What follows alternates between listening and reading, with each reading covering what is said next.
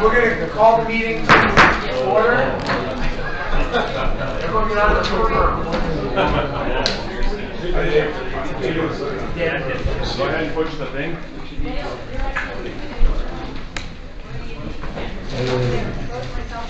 We'll call the meeting to order. Boy, this is like too much like the big person thing. Okay, wait for everyone to get in.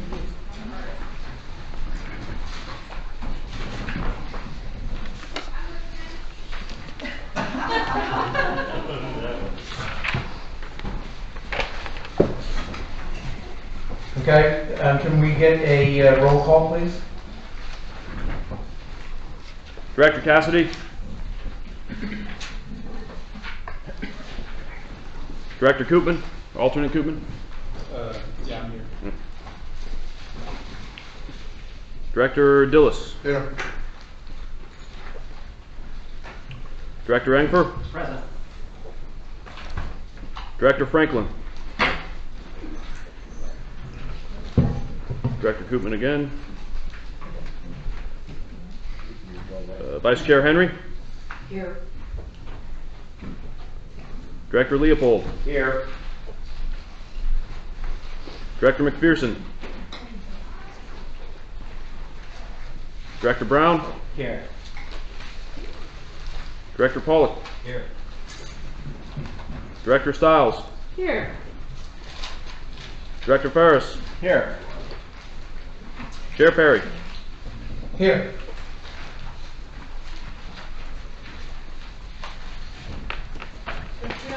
Just Nick, you called because you have one alternate for two members, so they can't be alternate for both.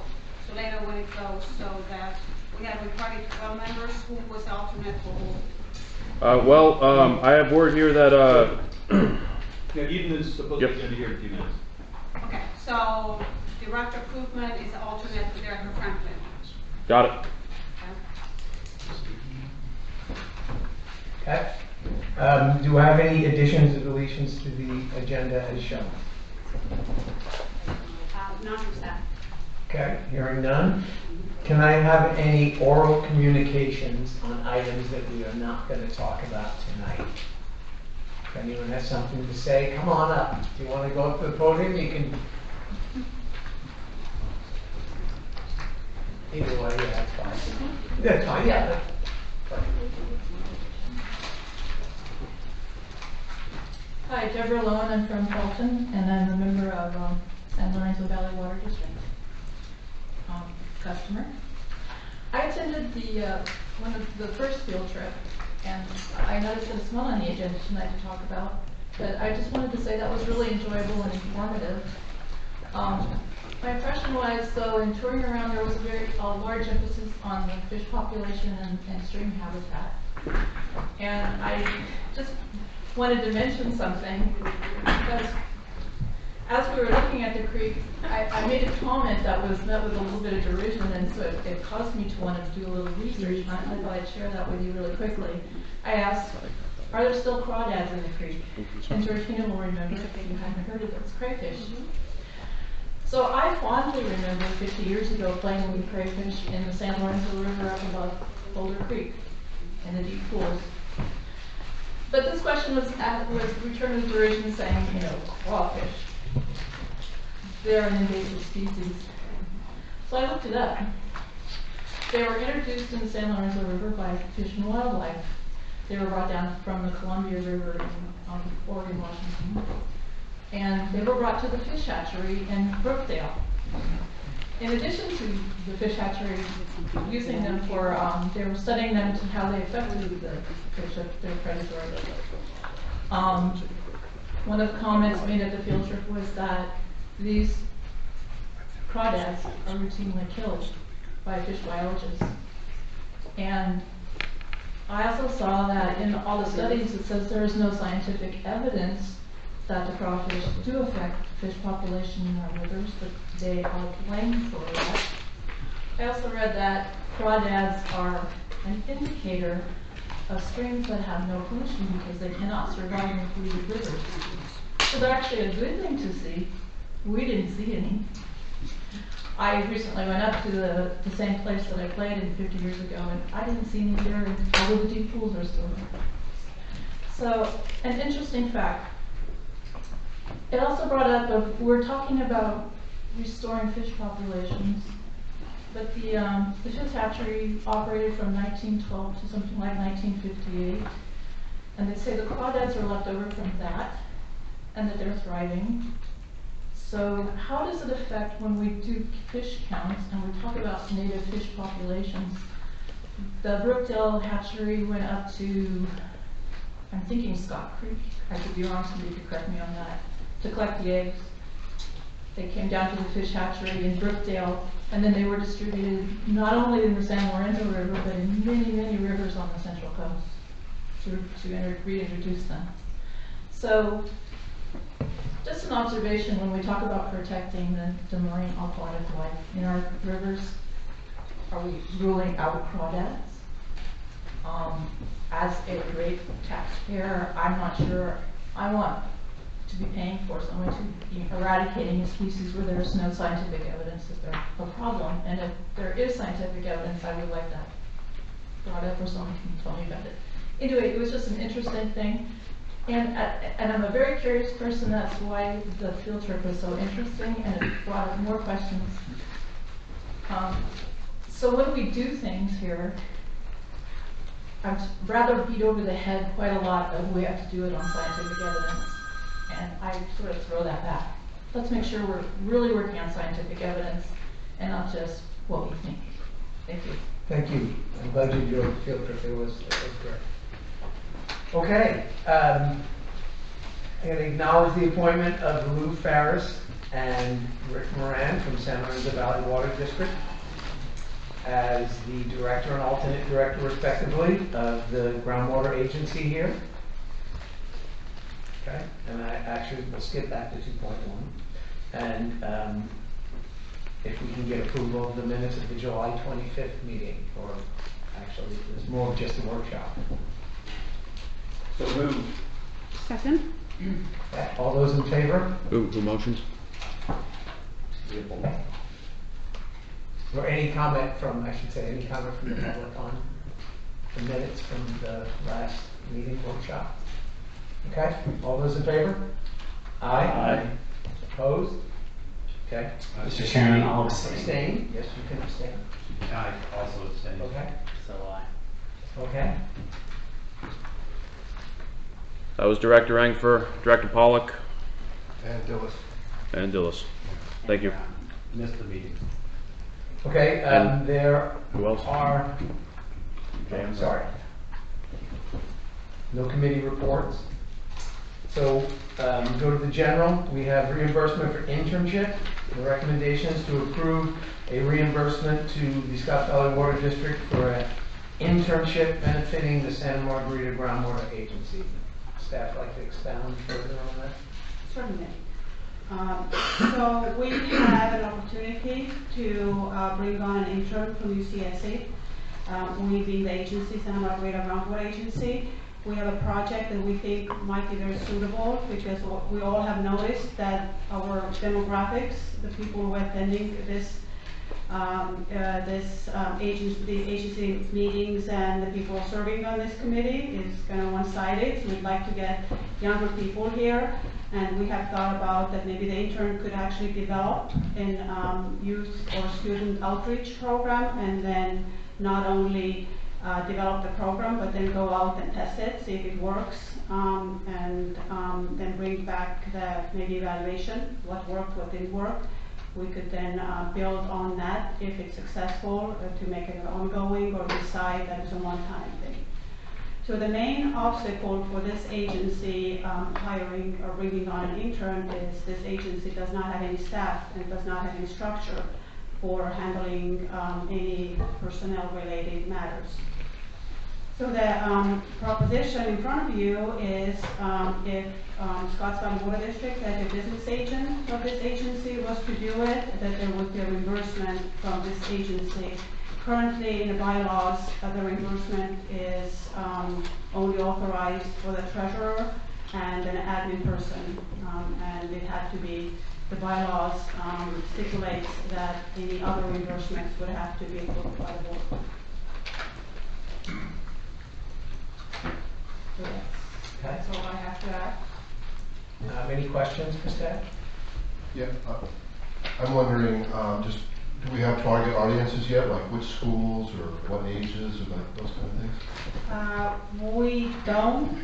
We are most likely to start with UCSC because the person we have talked to, she's a UCSC student, so she suggested that maybe she would start there and then build out.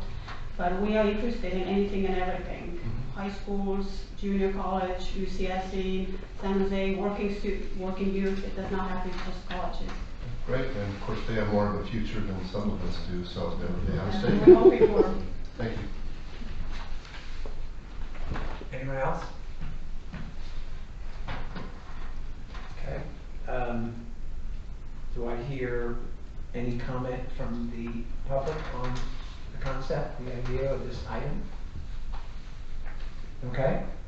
Move approval of the recommended action. A second. Okay. Any further discussion? All those in favor? Aye. All those opposed? Motion passes. move that on? Facilitation services agreement contract. Contract agreement. Anything? Really quickly, that was in April when this item came in front of the board as a staff report, asking board direction on should we proceed with the optional test in the agreement that we have with California State University Sacramento. These are facilitation services, and the board was favorable to that. So we have not had another meeting, an opportunity to bring that as an official formal contract amendment to the board. It is for the 3-year time period that is still left, the remaining 3 years, while we are developing the GSP. And the total cost is $95,582. It is estimated, it's kind of hard to tell, it's time and materials. For this year, the projected expenditures of about $35,000. It is in our approved budget for this year. Any questions for staff or for even Dave? You ask Dave directly. Okay. Any questions from the public or comments? Okay, hearing none, do I hear a motion? Yes, yeah. Oh.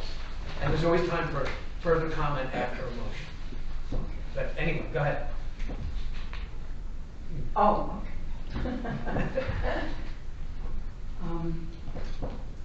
I have a little issue here. I need to understand exactly what we're getting for our money. I don't really have an understanding. I ask myself these very same questions if I'm buying something myself. Do I need it? If I don't need it, do I want it? Yeah. Can I afford it? Okay. So I don't know exactly what we're getting for almost $100,000. So it's difficult for me to say, do we need this? Do I want it? I like Dave. I think he does a good job. But I still don't know the answer to my main question. And I think I have a fiscal responsibility to the SLV board to know what I'm voting on and what exactly I'm going to get for almost $100,000. And do we really, like I said, I like Dave. I like him as a facilitator, but maybe there are some things that don't need to be done, and that could be a lesser amount of money. Okay, so you want to hear from Dave? Well, I think it can, Okay. Ruth? I strongly believe that this is a need, not a want, because we are doing the easy part now.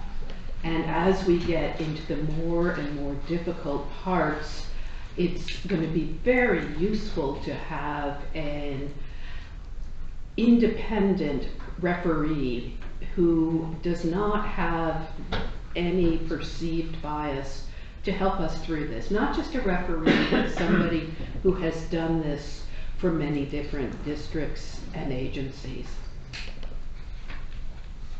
there's a very logistical part to that. All of those meetings and workshops that you are attending, those need preparation. Somebody who has the knowledge, the expertise to take where we have to be and how we're gonna get there. So that is a very realistic need. Staff, this agency does not have staff. Again, somebody has to do it. So it's either paying an outside person or trying to find another resource for that. And it's over 3 years. It's not just. I know it's for 3 years, and I really like the meetings in January, February, and March. I'm not exactly crazy about these. I am expressing a concern, and I worry about the cost. And I mean, it's kind of like my husband and I used to have a sailboat down at the harbor dock down there. It's a money pit of sailboat. I don't want this to be a money pit. Chris? Yes. This is Dave. Dave. I mean, it's a completely appropriate and reasonable question. I mean, I can expand a bit on, if you want, I mean, I can expand a bit on what Brett said and quite literally describe a bit about, in a more specific detail, the things that I do, sort of that you don't see. I mean, and I understand it. I mean, sometimes I look at the numbers and I'm like, wow, really? You know, I mean, I seriously, when I did the cost estimate, I looked at the number. I'm not lying. I mean, I was like, I had a little bit of, and then I reminded myself it was over 3 years. But I fully understand the sensitivity level, so I'm happy to speak a bit to what it is that I do, if you want. I think she does. Okay. You know, and I've talked to you privately for about 3 hours and back a while. And that's expensive. I didn't ask to talk to him, he asked to talk to me.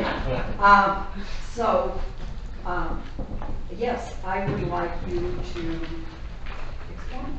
Sure. So the lion's share of the work that's shown here, both including for this current fiscal year, which again, as Brett said, some of the numbers include the work that's already been done this year, includes principally the following things. It's the physical me being here at certain times and helping to facilitate meetings. I'm going to say this with a caveat that, and I really sincerely mean this to the board and all members of the public. When I say the following, even to myself, I'm like, oh, really? You know, because I don't really particularly like to sort of overblow whatever my role is or importance of thereof. When we do these meetings, and we do a lot of these informational sessions, whether it was a series of workshops that were done back in the winter, which were these big, the big comprehensive 4-hour workshops, or more recently the monthly ones that we've been doing, the whole process of putting those meetings together, quite literally designing how that meeting is going to flow, what's going to work and not work, coordinating the different speakers and materials, working with the technical specialists to put the materials together, acting frankly as a sort of, to the point that Ruth made a little bit, the third party to say, hey, be a reviewer and go, whether it's going through a dress rehearsal of a presentation or just reviewing it and saying, I don't think this is going to work for this audience, and all of that strategic analysis. That is what I do. So that's the sort of behind the scenes stuff, is coordinating things. So For instance, when we did the meeting in July, when we did the exercise, and we're going to refer to this tonight about the significance and reasonableness and undesirable results stuff. That exercise, first of all, somebody had to say, hey, let's try an exercise. We think that'll work. That was me doing that, making that recommendation as a meeting design. Then that had to be actually designed and written. John and I worked very closely on content, and then I had to work with a bunch of other people. So it's all this sort of putting the parts together behind the scenes so that at the end of the day, whether it's an informational workshop, in those cases, it's seamless, it goes smoothly, the public hopefully is getting some benefit out of it, you as board members are getting something out of it. To the point that Ruth made as we move forward, and you're going to see this in just a little bit because Georgina's going to go through what we're calling a roadmap. You're about to transition as a group into some very significant official kind of milestones, interim and final decision milestones, as you really start diving into the GSP. And all of that's going to be linked to delivery of a lot of very complex information to you all, whether it's in the full board or the TAC, and then continuing some of these educational sessions. And then, as Ruth said, if you choose, and you don't have to by any means, but if you choose to have somebody be this third party facilitator to help you negotiate through what might be conflicting opinions by you as different board members on key decisions you're going to make, and so those are all the things that are embedded in the potential work that I've either done or that I might do. If any of that, I don't take offense if any of that is deemed superfluous and you want to cut that back. I sincerely, I don't. But that's the work that I do. It's the strategic thinking, the strategic design, the coordinating all the stuff behind the scenes, the facilitating the meetings in the moment, and then the facilitating of things in the future as you really start diving into your critical path for GSP development. Hopefully that helps clarify. Anyone else have anything to add? I guess I would observe, based on my personal experience in the Water Supply Advisory Committee process it went through in Santa Cruz, which had the potential to be quite contentious given the nature of the folks involved and the problems we were trying to solve. We never would have gotten to the finish line without able and competent and energetic facilitation, not just in terms of helping Rosemary structure the meetings and so forth, but also herding the cats and cajoling us to what was a consensus decision process. I note that it's a time and materials budget with a not to exceed, so we can certainly manage the scope as we go along. But the scope here is significantly below the scope of what we expended in facilitation in that 18-month process. I think it's a bargain. Yes. I just want to add a couple of things. I think Dave did a really good job of explaining the work that he does. Most of it's behind the scenes. Some of it is obviously very upfront. I would say that with the goal that this group has for actively engaging both the board and the community in the process, it's as critical to have someone doing what he's doing as it is to have competent technical staff. And so I think that what we've seen so far in the work that's been done is a really great kind of facility to design that is to engage people in the work. And I think that's a unique skill that will really benefit us all as we go through this process. Could you acknowledge Director Cassidy, please? Ladies and gentlemen, please welcome Director Cassidy. Put your hands together.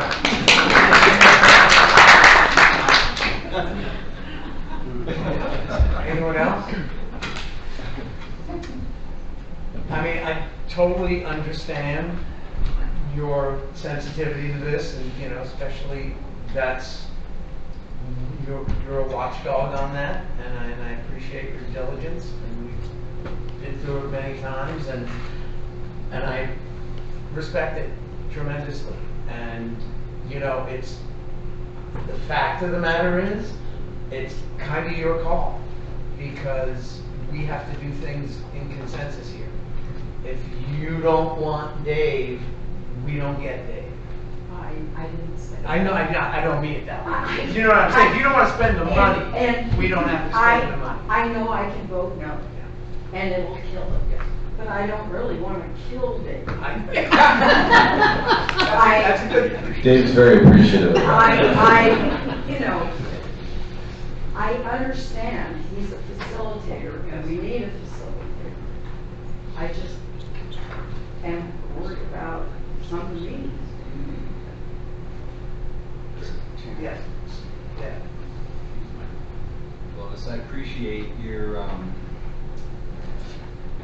thought process there and wanting to look at the dollars and cents and make sure that we're getting value for money. And as I look back at where we started and where we've come to, I don't see how we could have done it without Dave. And just the things that he does behind the scenes so that we don't have to, spend all that time and effort, and a lot of us don't have the expertise. I don't, the expertise that Dave does.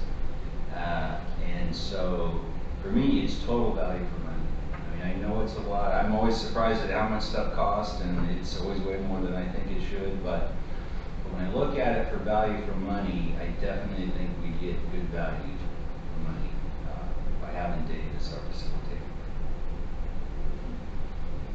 I have one thing I want to add that wasn't obvious from the staff agenda report here. All those are at actually 50% of that comes from these agencies, and close to 50% comes from grant. That we need every grant dollar to have a 50-50 match.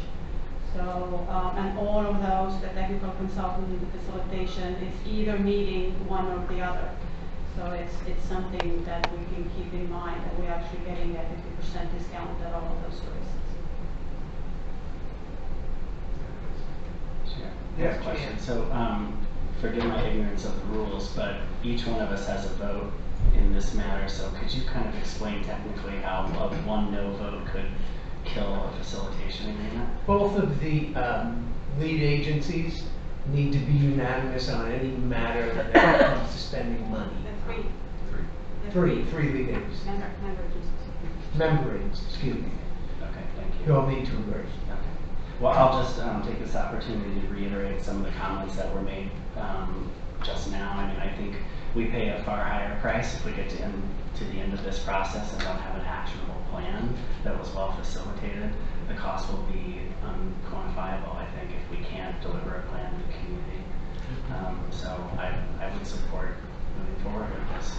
I agree with Director Ingber that it's a bargain for the work that's been done to date and into the future. John? Thank you, Chair. I think it's always hard to imagine things when things are going well. That things don't always have to go well. And this process has to bring together a bunch of disparate interests in order to come up with a unified plan about sustainability of the basin. And that one thing I've noticed in the creation of this organization is that there are normal suspicions of other organizations and wanting to make sure that we all have the same agenda and same priorities. Having someone from the outside who could help facilitate those pieces and help with the public discussions is very useful, and that's why I support this contract. And I think both our agencies, in our particular case, and the county too, have very lean staffs. You know what I mean? Our staffs work very hard at just managing our water districts. And this being an extra task, we haven't got to the point where we, and hopefully we don't have to, where we hire a big staff for this agency. We're trying to avoid that. And having a outside independent contractor like Dave come in, takes the place of us having to create another bureaucracy of this agency. So that's I would offer that. Is there any public comment? Because I think Lois made some good points. Anyone want to chime in? Yes. Hi, Bridget Jam from Brookdale. Yes. Yeah, you need to work on matching the answer to the question. He does a great job at facilitating. I have never seen anybody better. Yes.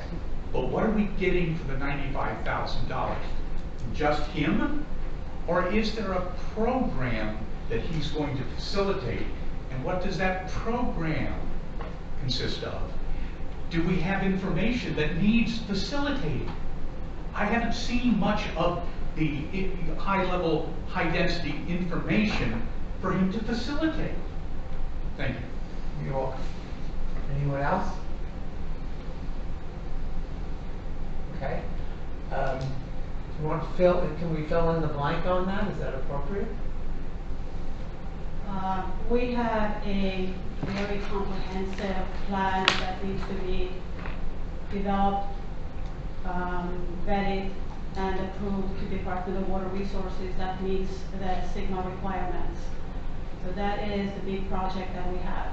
And there's chapters, those will be talked in specifics more as we get into item 4.3.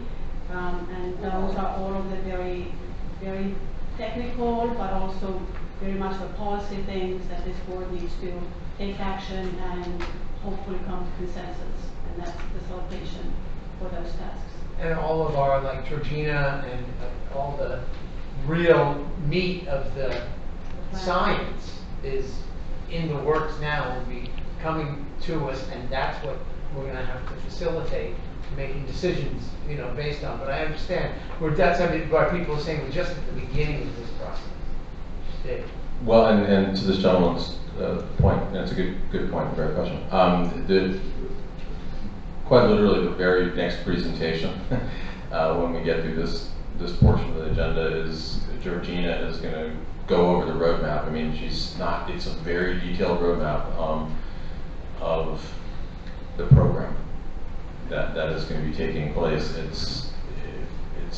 It'll be difficult for anybody to digest in full just through the PowerPoint presentation, but timely enough, it's going to get presented. You're going to kind of be seeing for the first time how some of this rolls out, and the sequencing of meetings. There's sort of like a 3 to 4 meeting sequence on some really key topics where these pretty elevated and more highly technical things are going to start coming up. Again, I mean, whether or not I'm necessary is y'all's point to decide, but it's literally coming up in a few minutes. Now, this position, if I'm not mistaken, is an active position. If at any time the board is not happy or feels like after a year we say, you know what, this really isn't what we need it to be, and we're getting so good at this, I think I can do this. We can do that, right? Yeah. Yes, the board can end the contract at any time. So we have it looks like we're signing up for $95,000, but we don't have to. We can pull the plug whenever we want. So we have some control over it. It's not like we flip the switch and. So far, we're discussing pulling the plug on man, killing man. Yeah, I think that's You're good. I look forward to explaining this to my family later. If we kill you, we don't have to pull. Thank you, Dr. Kevorkian. Is there any more? Okay. Yes, Georgina.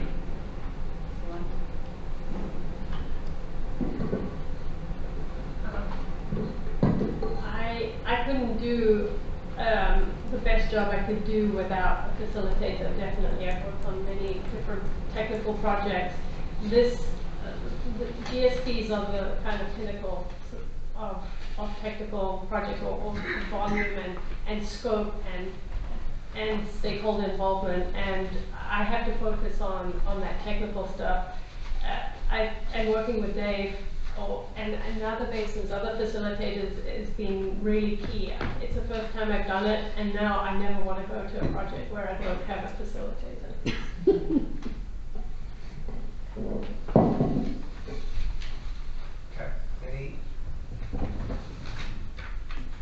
Any motion here? Anything? I'll move the recommended action. Second.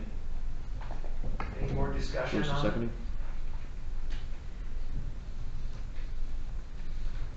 Okay. All those in favor? Aye. Aye. All those opposed? Okay. I guess the motion passes. Dave lives. I resisted saying. I don't think so. It's not a, I think the only thing we require a roll call vote is a ordinance. Resolution. Resolution. Okay, thank you. Okay, we have informational session, 4.3, the fun part. The path to groundwater sustainability goals, challenges, Dave Seppos, and Georgina King. Okay. That was the most peculiar experience, to be honest. Roadmap, correct? Huh? Roadmap, correct? Yeah. So, if you want, we got this one for you too. Okay. So Chris and I talked on the phone earlier this week, last week, and can everybody? Sorry, I got to speak up. Chris and I talked on the phone, and sorry. So Chris and I talked on the phone. Sorry. Can everybody hear me without the microphone? Yes. Okay. All right. Nick, do you think the recording will go? Oh, right. It is. It'll pick it up. Yep. Okay. Especially if he's ready. And I asked Chris if he wanted to go ahead and facilitate through this part, or have me go ahead and handle it, work Georgina and I in tandem, and because we've designed this portion, ironically, to what we talked about, and then also it frees Chris up to be sort of an equivalent member to be weighing in on things, because what we're going to be going through. So this informational session is really going to go through 4 different sections tonight, and this continues the sequence, and I won't go too much in it because Georgina's going to do it, but it's going to go through this roadmap that we just talked about. It's going to go through then a very detailed presentation on what's called the hydrogeologic conceptual model, which is a requirement of SIGMA on the basin setting portion of SIGMA, or the GSP. Then we're going to be going into 2 particularly facilitated conversations that I'll be working with you all on. One on talking about and getting some initial work on sustainability goals, and you all have received an email to ask if some of you could sort of put pen to paper and do some thinking on that. And then lastly, just to move the ball a little downfield on making some decisions on what are called the sustainability indicators. So this is an informational session. It's continuing in the theme of what we've done. I'm going to get away for right now because Georgina's going to go through some key things, but that just sort of frames up what we're doing tonight. And like I said, Georgina and I are going to be working as a team here. So.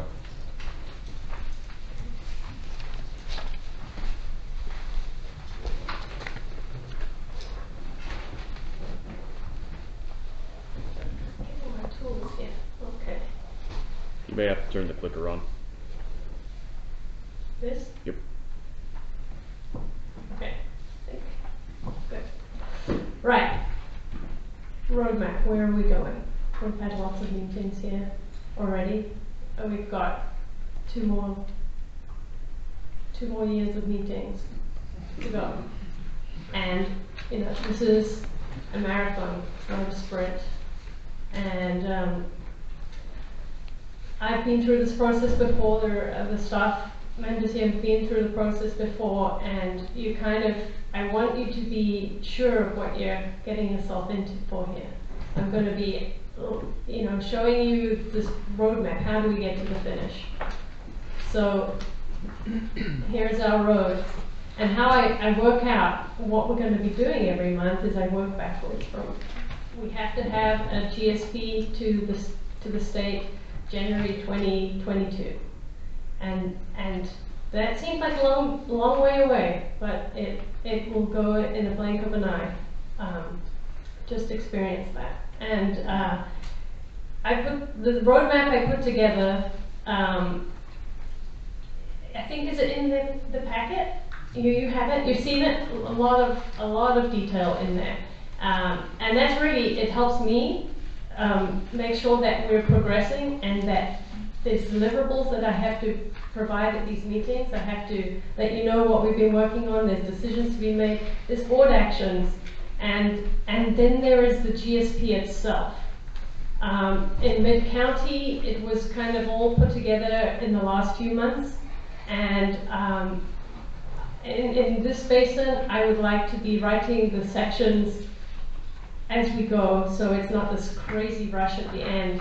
And it kind of worked out in Mid-County, and we're going to be doing the final GSP, but I want to get sections squared away so that we don't get held up at the end. And so I've just taken a few of the columns from that huge spreadsheet that you have, and it's got all the months on it. Let me see. There's no pointer, right? There is a laser pointer, but it doesn't show up very well. On the screens, yeah. Okay. So it's got the year, the months, and it's got. We have to provide you information a week before the meeting, and we've not done that yet. But that's because you're not making decisions yet. But when you do, we're going to prepare you. I'm not going to ask you questions that you're not prepared to answer, that you haven't been given the background. So you will have information. Then at those meetings, there are certain board actions that need to be taken so that we can move down this road. And if it's held up, well, this roadmap, it has flexibility. We can move things around if we need to. And we will definitely do that. There's no way that we would stick to what we have here. And so we do propose to have a living document on the website. Is that right? That we can, that you can see where we've been and where we're going to. And we will revisit this in the meetings as well, these meetings, so that you're aware of what's coming up. We'll be reminding you. And then also there's the GSP review. Now the GSP will be made up of 5 sections and a executive summary.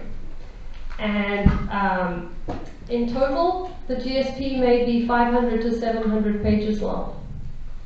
So now you see why we want to do every section when we can, early on. So I'll be giving you a summary of what we'll be doing in each year. I'm not going through each line of this, but I want you to be, if you take time and have a look at this, it is kind of overwhelming, and every month there are decisions to be made. Dave? Yeah, and I did this just because of the prior conversation. I'm sorry to interrupt. Another variable that falls into this that both frankly was included in the estimate that I gave you, but putting that aside more to the point of your overall process and for the public, we've talked, you've had what's called a GSP development plan, and it's iterative. We update it over time, and it's like covered the rest of this calendar year. And what is also embedded in this a little less explicitly, because we just haven't designed it out quite as specifically yet, is if you look at where meeting topics are and then where the board action is, on varying degrees because of varying topics that you're going to cover, some period of time before that board action is when we're going to be recommending and you're going to be deciding, okay, this is when we're going to trigger public engagement on this particular topic. And you've had a very robust commitment to that, right? You've already done it and you've said you want to do it. So pick a board action, and there's going to have to be conversations going on months in advance saying, okay, this is coming up in 6 months. When do we want to go to the public? What kind of an event do we want to do? Do you want to just do information sheets, or do you want to have another set of workshops or whatever? And it's going to vary depending on the topic. But all that gets built into this cycle of when you start having this engagement, because you've committed you want to do that, and by statute you have to weigh in and do the collecting of the public input, and then weave that as an equal element of information along with the technical information to your board action. Your Sigma record needs to show that you weighed technical information and the public input. So I just wanted to point that out, that's another whole factor here. Sorry. Okay. Thank you, Dave. Like I said, it's going to change, but we can't let it stall the process, because that January 2022 deadline is firm. We don't get any leeway on that. So for the rest of this year, what we're going to be looking at, the draft sustainability goal, that's what we're going to be doing tonight, looking at which of the 6 indicators are not applicable to this basin. We will be selecting a data management system to store all the data in for this agency, and I will be presenting a number of options to the board, and we'll select something that will work and it's supposed to, you're meant to be using it for years into the future. We want to talk about climate change, and as part of the GSP, we have to take into account climate change in our future projections, and there are a few options available. So we're going to present some of those to you, talk to you how other people have been doing it, and there must be agreement before we can start modeling that on the way forward. So we'll be covering that this year. And then review section 1 of the GSP. This is the easiest section. I think it's probably less than 20 pages. This will be the shortest, but it's an introduction. It's also a way for us to figure out how the review is going to work, and understand how you want to be engaged. And we're going to be talking more about that later on. Next year is a beast, to be honest. That's the meat of the GSP is going to be done next year, and this year and in the winter we're preparing you to make these decisions, because again, I don't want to ask questions that you can't answer. So we're working on a groundwater flow model. We have been since the beginning of the project. It's going full steam ahead. We'll be completing that early next year. We're going to, from the model, we can develop the surface water and groundwater budgets, and then we are now prepared to start developing sustainability management criteria. So these are all the metrics that we need to achieve to prove to the state that the basin is sustainable. And it's an iterative process. There is going to be, for every one of the applicable indicators, will be coming up with significant and reasonable statements, and you've had that exercise already. And then the technical team will suggest an approach for how we develop the metrics for the sustainability indicator. And we would do one sustainability indicator at a time. Then the next meeting, we would show you what the criteria look like, and then we would have discussion and revise it. And so then there would be a third meeting. So you can see that's already 3 months have gone by, and this is just an average one. Surface water might take 4 or 5 months, and so you'll see this. If you take a deep look into that roadmap, you will see the iterative nature of developing the criteria. And then we'd be reviewing section 2. You'd be reviewing section 2, that would be finished, and section 3, and then there's a groundwater model report as well, which would be on its own. I don't know if the mid-county one is anything to go by. What is that, like 140 pages or something? It's long. It's very technical. So there's a lot going on in 2020. In 2021, we would want to have the sustainability management criteria approved by the board. I have also, have a little bit of wiggle room put in there. If things get delayed along the way, we can go into 2021 a little bit. You would be reviewing section 4, which is on projects and management actions, and the section on plan implementation. And there has to be a 90-day public comment period. Is it 60? It's 60 days, sorry. And so, and then once that is done, we have to respond to comments and finalize the GSP and get it to, and the board needs to approve it before it can be uploaded onto DWR's website and submitted finally. So in 2021, there are less decisions to be made because most of them would have been made next year. And we finish, yay, in January. Okay, so that's what we hope we're that happy. So some key things. Whoops, doesn't want to go. Can you forward the slide, please? It won't let me. Advanced one. Yeah. I just said 2020 is going to be a lot of decisions. every meeting, there are going to be decisions to be made, direction to be given to me to take to my technical team. One of the big questions I have personally is how the board wants to be involved in reviewing the GSP. There might be some people interested in reading every word. And there may be others that I just want to see the big picture. And so I know that there is commitment to be very involved. There are other options that you could use. You could have small working groups looking at different things. We need to consider Brown Act considerations and as well. But I think this is where I will have other people. Dave might jump in here and Perrette to help me, but there are different options that we can use. But first we'd like to hear from you. Now you've seen the scope of this thing. You know, a section on the sustainability management criteria can be 200 pages long, and it's technical. The technical detail that DWR wants is amazing, even to me, you know. And so I think that it's good to have this discussion now, because you need to pace yourselves for what's coming, and we want to be realistic. When we ask for a chapter to be reviewed, we will give you a certain number of months, and then it's cut off. We can't extend because that's just, we won't get to the finish if we do that. So, Dave?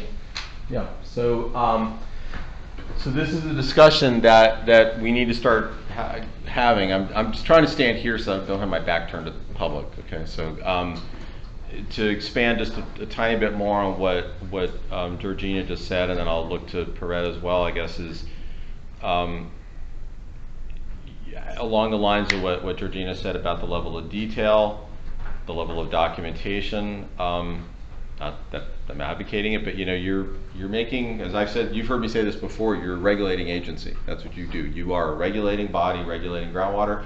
You're going to be making decisions that hopefully are not going to be terribly impactful to the community, but might be. And you will have community members that, depending on what a decision is, if it becomes impactful, they may challenge it. You're going to want to have extraordinary robustness and documentation of how decisions were made so that you're protected as an agency should there be challenges. And that unto itself ties back to how you're going to do your review and who's going to review it, whether you want to set up a TAC, you know, a technical advisory committee. Terry, very, very appropriately and necessarily so, is constantly looking out in your best interest in terms of making sure we're protected on Brown Act conditions. And so there's this balancing act of, do you create a TAC to do the heavy lift on all the interim parts, and then they come back and make recommendations, not unlike has been done on other things.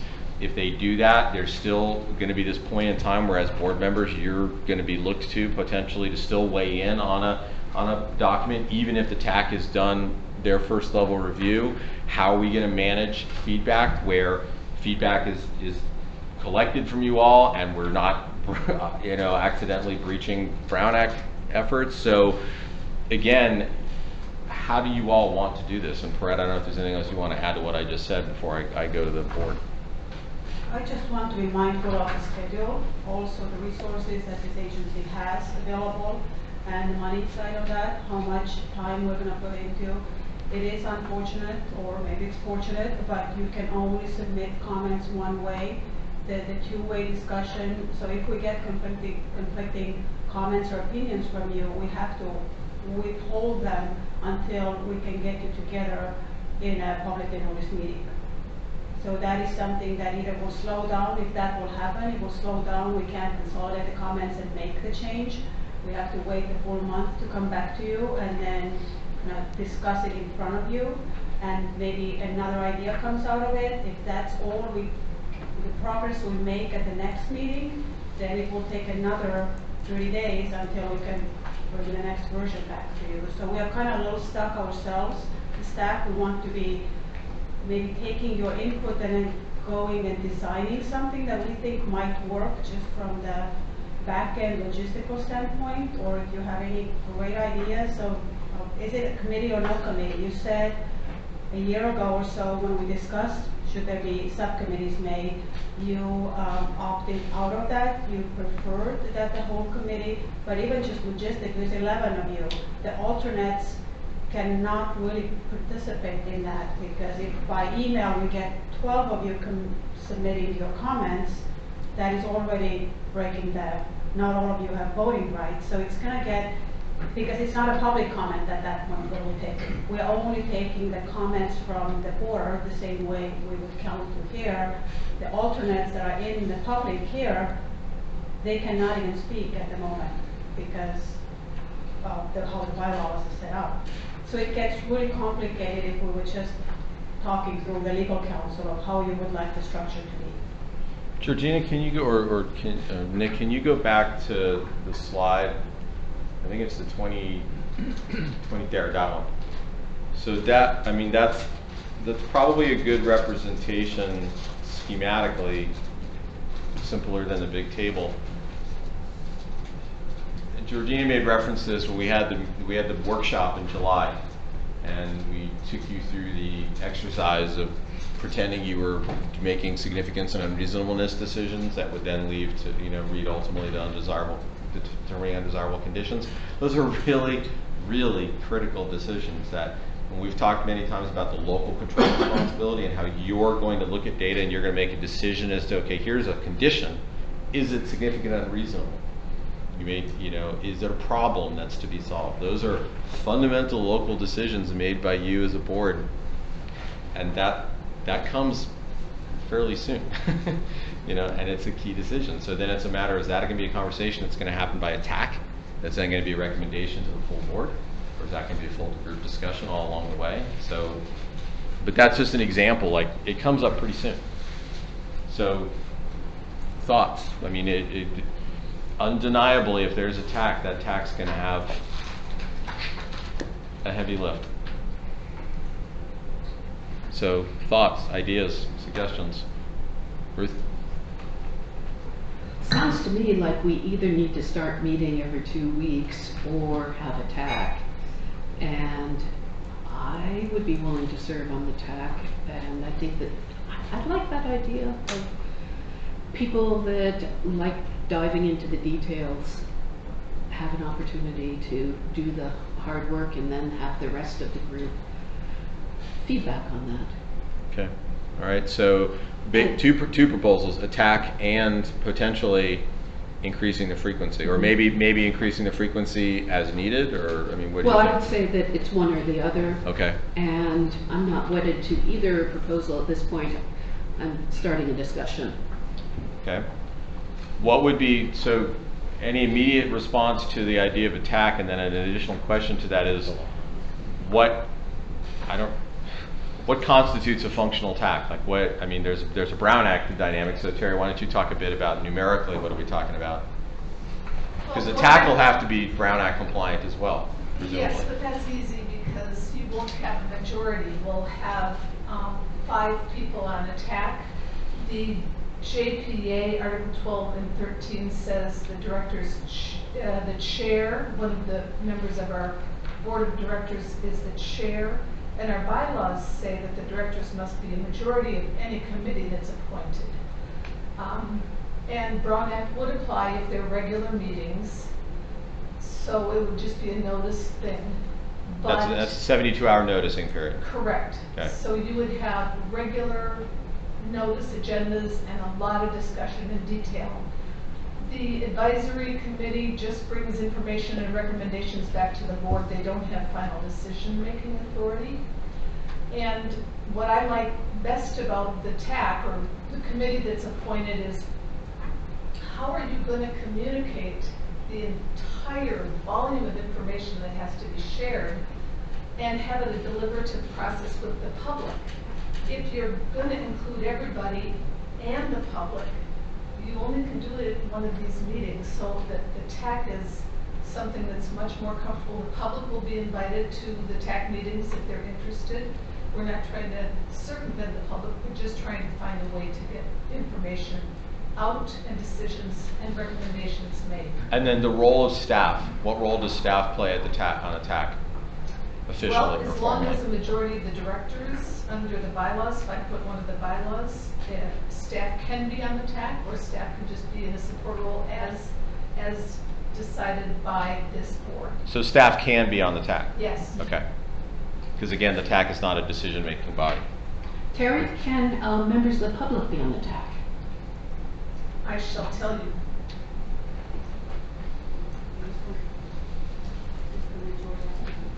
Yep. Yes. That would be, so if members of the public were on the TAC, that would be as appointed, I assume it would have to be as appointed by the board, right? So whether it's a staff, because even though it's an ad hoc committee, it's by appointment, correct, Terry? It's by appointment of the board. Okay, all right. This would be a regular, it's not ad hoc. Oh, it's not ad hoc, I'm sorry, right, it's a full committee, all right. So, any membership on the TAC, whether the board members themselves, staff, or members of the public are by appointment. So, and you've heard all the rest. So, other thoughts about a TAC, Chris? I would ask it this way: who on the board would feel comfortable not being part of all this heavy stuff? Right? So the danger with things like this is we bifurcate the learning curve of everybody here. And there's some members that are just sort of, okay, well, thanks for letting me know, you know.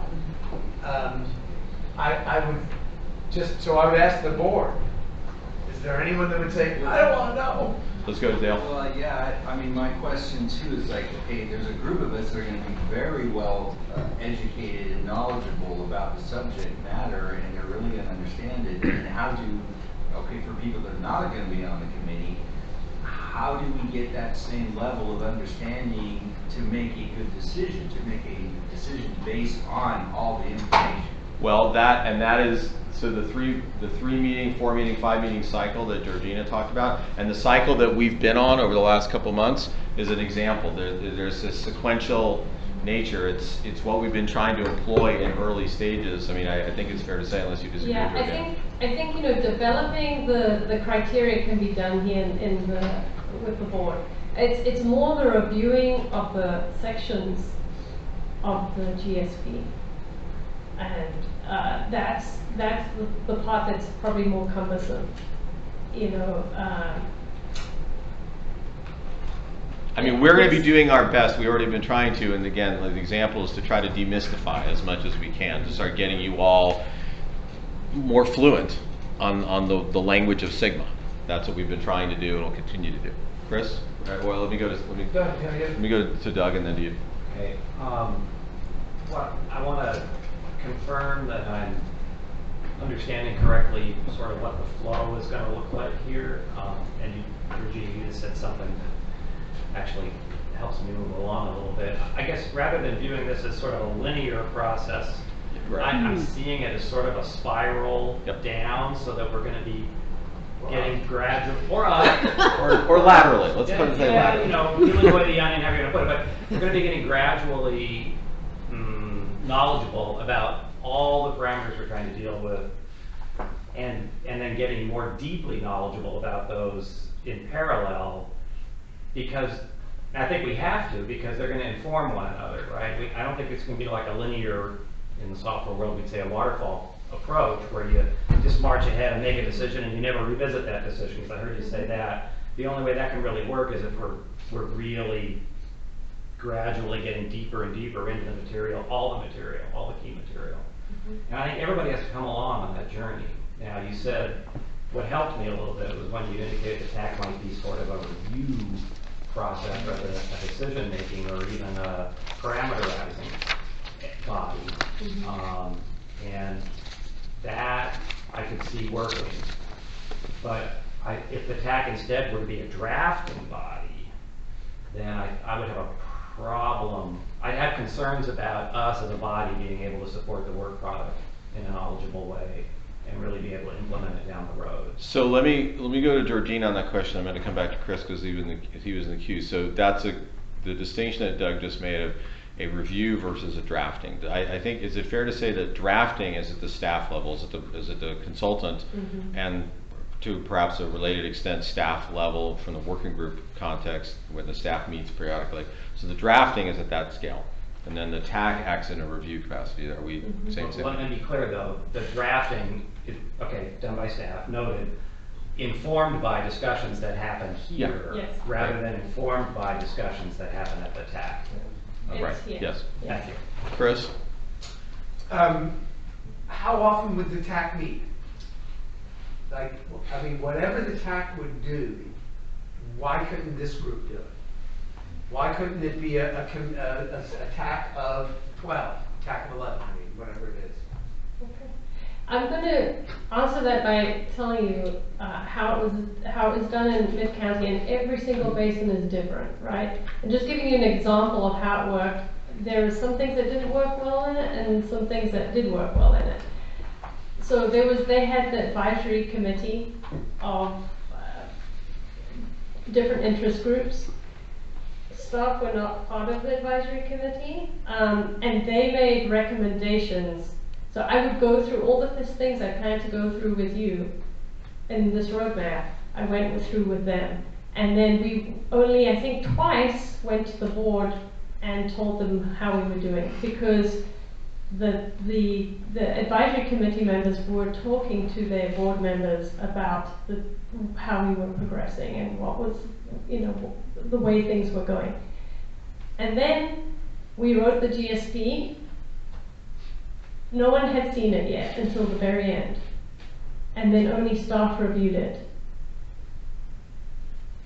Then it went out for, help me if I'm wrong, Sierra. So then it went, I think, did the board, they said yes, they did, I'm not sure who on the board, maybe a few people may have read the entire thing.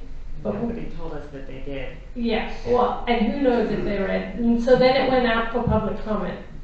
And so that was a very different process, right? To how I think it's better though that we start these chapters early, but then, my dilemma is who's going to review them? Are all of you going to read every single word in the total 700 pages?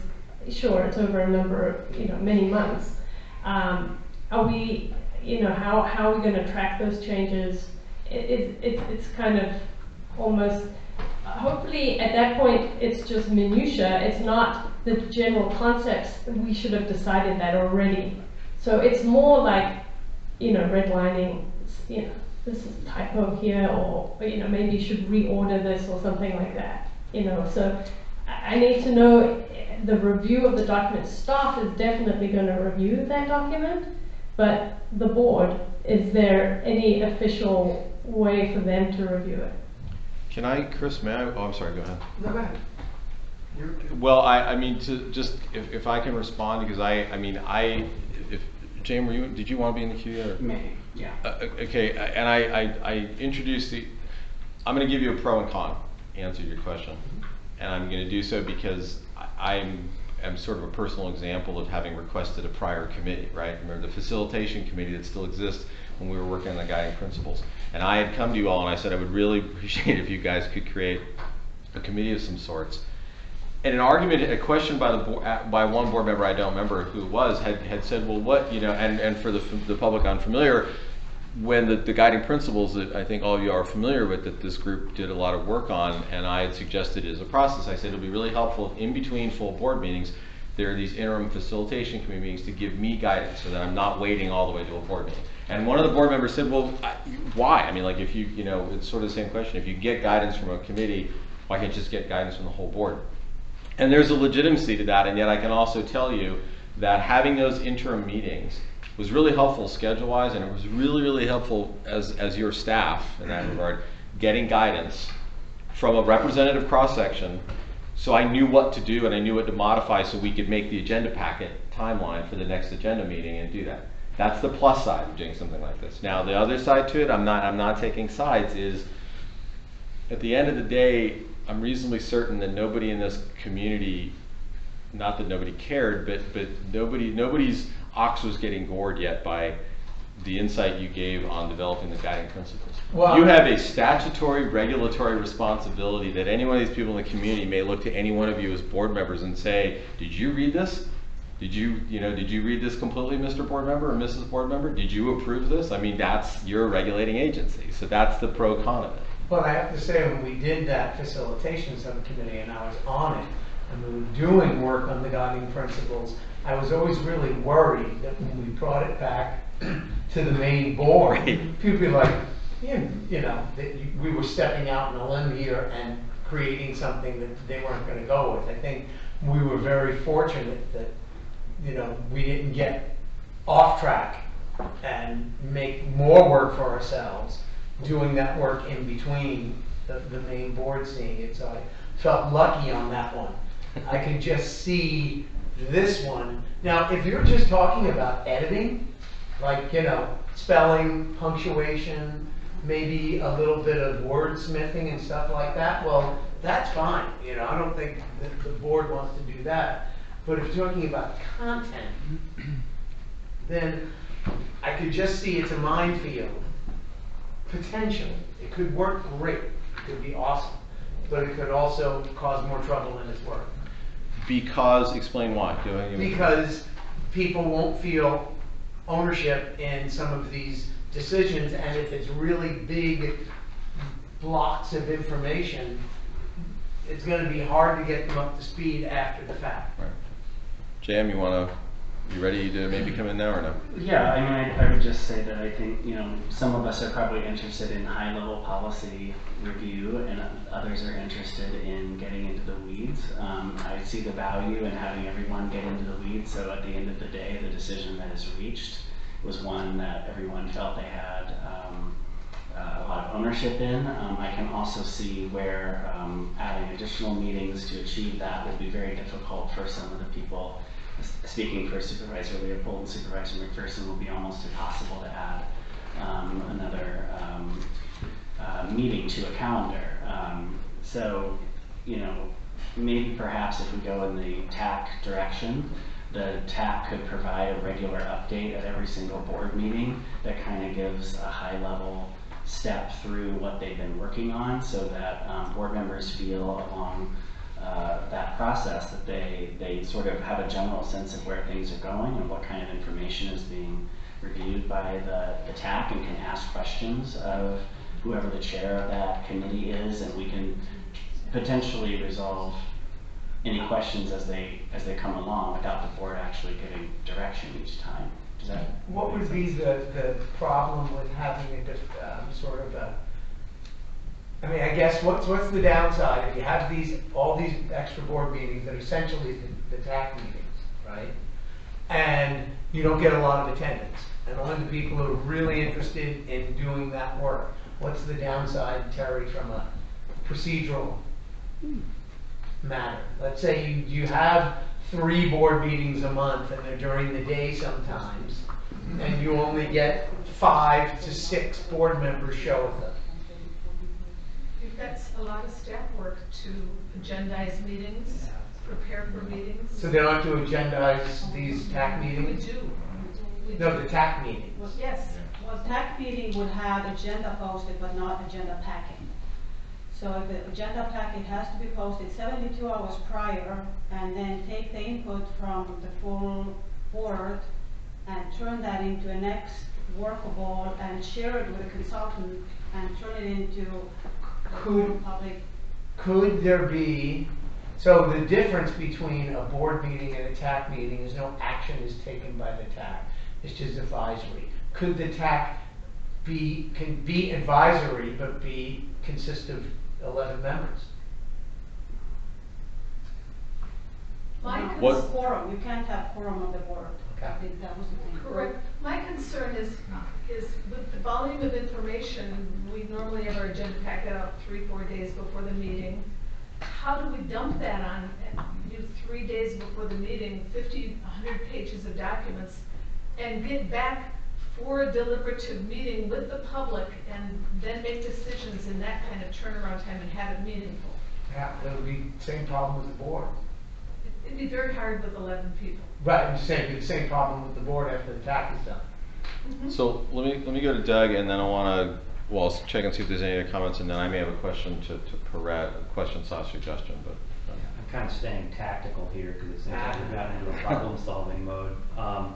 And I'm going to continue to carry the flag for a committee of the whole for a while longer. I'm not ready to to capitulate to the TAC approach, just because of the meeting overhead and almost an enforced cadence that has the potential to slow staff rather than be able to move forward quickly. If we do a couple of simplifying, if we make a couple of simplifying assumptions to address some of the concerns I heard staff and the consultants raise. So for example, each agency's got to speak with one voice with their suggestions, right? So you don't get 3 from an agency, from 2 directors and an alternate. You get 1 set of comments from Scotts Valley and 1 from Santa Cruz and so forth. So that reduces the noise a little bit. And that's homework for us between the meetings, right? And we've got work to do. We've got a 2-year march to the sea here. Personally, I don't have a problem reading through a couple hundred pages every month. We do that at the Water Commission more often than I care to admit. We did that through WASAC. The standing joke was it's War and Peace every month, right? So, I mean, we signed up for this, and some of us are going to be more copy editors than others, but everybody needs to be familiar with the content of the entire plan, I think. And finally, we can try it for a section or 2. Right? And if it blows up, maybe we can revert to having I hate to call it a TAC, but a review committee, some sort of subcommittee that does the copy edit-ish, format-ish, content organizational kind of review on behalf of the board and reports out the suggested changes. And maybe it's something, we make a decision on that in a couple of months. Okay. Jack? Yeah. I like your ideas, and I'm wondering if we're 100 pages, is it possible that the agenda package go out a little bit earlier? Maybe, sometimes it's hard to read 100 pages in 3 days, 72 hours. So if that worked, I know that's a planning and staffing demand to get something out earlier. I'm just thinking, because I like the idea of having at least the opportunity to read everything, and if I don't understand it, to ask clarifying questions. I like the idea of a review later, perhaps, as well. So I kind of like the committee as a whole as well, with maybe a little bit more time to be able to read the agenda. How much time do you think would be sufficient? For me, 5 days. Yeah, Jim? Well, I want to appreciate what Director Inker is saying about the committee of the whole. I think it's important, again, that we all get to the end of the process and feel like we have a good understanding about what we're voting on. But I just want to remind you that we formed a facilitation committee a year ago to review a 2-page document of guiding principles. So I'm concerned, and that took several meetings to where we landed on a product that we could bring before the board. So I'm concerned if we're looking at hundreds and hundreds of pages as a full board, that I think invites a level of scrutiny and sort of criticism and critical thought, which is great. That might end up being a little bit unruly in the end. So, I mean, I'm not opposed to moving forward with that idea, but I can tell you that it took a lot of work to get 2 pages ready in terms of board acceptance. So. To clarify, that group drafted those, though. Pardon? That committee drafted those guiding principles, so they had to do the arm wrestling over those. Right. Yeah, so this is slightly different. It's not. Let's go to Dale. Yeah, but that was going to be my comment too, is we had to take, nothing and develop something, and so it did take a lot of iterative and a lot of work to get that done. And with this, I'm hoping, we have expertise, staff, and consultants. This is not their first rodeo, and so I know that I think the stuff that we're going to be getting to review is almost tried and true. I mean, this has been done before, like Regina said, and so although it is unique to our basin, as I'm reading through a lot of these examples of GSP goals and things, I mean, there's a lot of things that are similar. I mean, I look at what Mid-County's done, and it very closely is in line with what we're probably going to be facing, as far as the GSP. I can't see it being that much different. So I'm in the camp of we signed up for this, and so this is our job, and this is what we're called to do, is to look at all the information that we're going to be given, and as a board make a decision. So Let me go to Lois, and then in the spirit of time, I'm going to pose a question to Perret about moving us along, because as an example, it's 7 o'clock and there's still fairly significant other things to work through tonight. So, you know, game on. Lois. I would also like to see this go to the whole board. Not, if it doesn't work, we could always change it, but I think everybody needs to be involved. Okay. So the Can I suggestion. just ask a follow-up procedural question? So if that's the direction we go in, then can we set some level of expectation about what would happen at each one of those board meetings when we get an update? In other words, there wouldn't potentially be the likelihood of a board vote on direction every single time we hear information, right? It's largely information gathering and questions. It's not going to be as though staff would anticipate at each board meeting that there could be potential direction, because I could see debate happening and delaying. Yeah, I think the debate, the back and forth continues until we give you the final sustainability management criteria, and that's when the board will vote on, they agree to all that whole suite of them. But you can't, as you're going, say, okay, we're going to do the groundwater level minimum threshold. Let's take, you know, let's agree to that. It has to be the whole suite, really, because they're all intertwined in some way. I just wanted to see if there was going to be opportunity along the way for individual, you know, board members to make motions around the information we heard that night, because I think that could cause delay.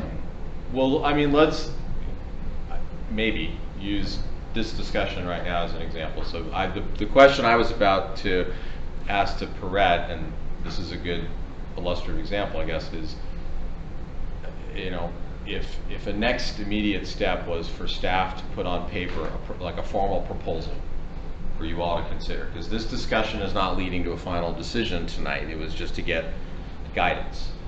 So from the context, so I was going to say, could we do that just to move things along tonight and try to capture these ideas, maybe even put two options, we're all in it together option, and then a TAC option, just hypothetically to weigh in. So that would be a question, as guidance. Can the board give us guidance to go do that? And then we would go do that and would come to the next board meeting for a decision. That's an illustrative example of this topic. Now translate that sequence to the GSP. So Montgomery comes in, Georgina comes in, and we're having a discussion, and there's conversation going on by the board, and the consultant team needs advice. Like, where do I go? Where do we go next? That doesn't have to be a formal action, right? We can, just like we've done tonight, we can have a conversation and sort of be like, so we all sort of, can we give Montgomery you go test that out, and that doesn't constitute a formal action, but it's guidance that the consultant can use until such point in time where there's a formal decision milestone where it's like, okay, this is the meeting where we call the question, and it's agendized as a formal action. So my point is that consultant can't just have a conversation, can't listen to a conversation without the board saying, yeah, go take a shot at this. But if that unto itself constitutes a formal action, then everything's always got to be memorialized as an action. So what? Yeah, you'll see in the roadmap there, I have a lot of direction on approach or revisions to what we come up with based off the direction we got on the approach, and then then there'll be like approval of a draft metric. Yeah. So my question to you is, if we're using this as an example, then we get some guidance. We come back with a formal proposal at the next meeting or in advance of that, and that would be an illustrative example of what would happen here. Yes, I think that would be a good kind of pilot to see if that works. You all gave your opinions, and based on all of your input, staff is going to try to design something that might be worth trying and bring it back to you. And then next time, if you're not going to be able to decide next time, that is a very good indication of we can't let the GSP review process go on like that. You have to be able to give it maybe a meeting or two and then come to consensus on something. So I think this is a very simple one, and we will do our best and use this as a test if that would work. And the chapter 1 that Georgina said, it is relatively easy one and short one. We can go through that cycle with the full board and what we think might work, and maybe that will help us to identify the red flags or why it wouldn't work. But I also say that I think, Doug, you want to something, and I want to confirm that with Georgina. The green column and the yellow column, those are all things we are planning to do. Nobody's discussing shifting this from the full board review and input into TAC. We are really talking about the red column only, the review. And maybe calling it TAC is kind of where we got sidelined. So calling the review committee, GSP review committee, those are the people that will go and now, based on the full board's input and consultant and staff, and it coming back and reviewed again, has kind of developed a 150-page of chapter 2. Now the 5-people committee, or whatever you decide, will go and review it, because that is something that I don't know how just logistically we can take comments from all of you. We're not going to be able to take the comments as you're speaking them accurate. It has to be in writing. And you submitting comments in writing that are not, that is a whole lot of staff work just to consolidate them and see if there's anything that in conflict, and then what we do with that and how we can communicate back to you. So I think maybe if you kind of think about this, that possibly there will be a smaller group of people that will do the deep down final review before it comes back. Maybe that is something that we will propose, but we'll get there. So I'll bring back something next time if that's what you would like me to do. So is this proposal of staff putting an idea on paper and then bringing it to you as an action for the next meeting? Is that acceptable? Anybody opposed to that? Yeah. So we want to go to the public for public comment, Chris?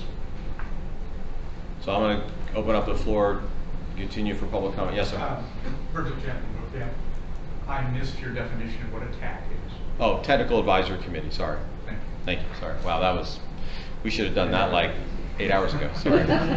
Wasn't my turn. No, sorry, my bad. You guys should get a better facilitator, that's good. Deborah, I think the key to the success of, I like the idea of the whole board being involved in it, but I think the key to success is, as Mr. Anker pointed out, having adequate time to review. And I think, Georgina, you mentioned that on the really important documents, we get them out a week ahead. Yeah. And so if it can be done a week ahead for important stuff, why not each step make sure that it's a week ahead? As a member of the public, I would like to have more time to read it too. Other public feedback? Yes, sir.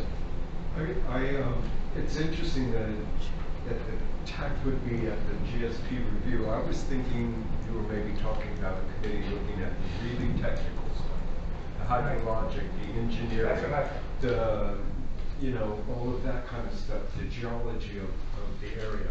And I can understand that we don't need the whole board talking about geology, particularly if we're getting complex, like in setting up this return of water to basin and the earthquake fault that runs along one side of the basin and all these kinds of things. Those are very technical, and I don't think the board needs to spend a huge amount of time, but people who know geology or know engineering or know those kinds of things might be useful in a subcommittee like this TACT idea and be able to put up information for the board in a much more general term than down at the. Yeah, and I think that what Perret was pointing out was that there's a sequential nature here, that we were talking perhaps about attack sort of on the front side as opposed to on the back side. Yeah. So, Doug, were you gonna? Okay. Any other comments, Chris? No. Okay. Right. Don't make any wild gestures because I don't. Okay, so the direction then is staff will go ahead and take the feedback tonight, put it into a proposal, maybe a single proposal, maybe a proposal with options, and that'll come to you at in advance of the next meeting to be considered, and then ideally a decision will be made for at least for the immediate game plan. Okay, very good. So we are now going to move on to the hydrogeologic conceptual model presentation. We're going to talk about earthquake faults, okay? I like that stuff. Is that going to be the second PowerPoint, or you want to Yeah. go straight into it? Second one first. Okay. I'll let you know when to switch.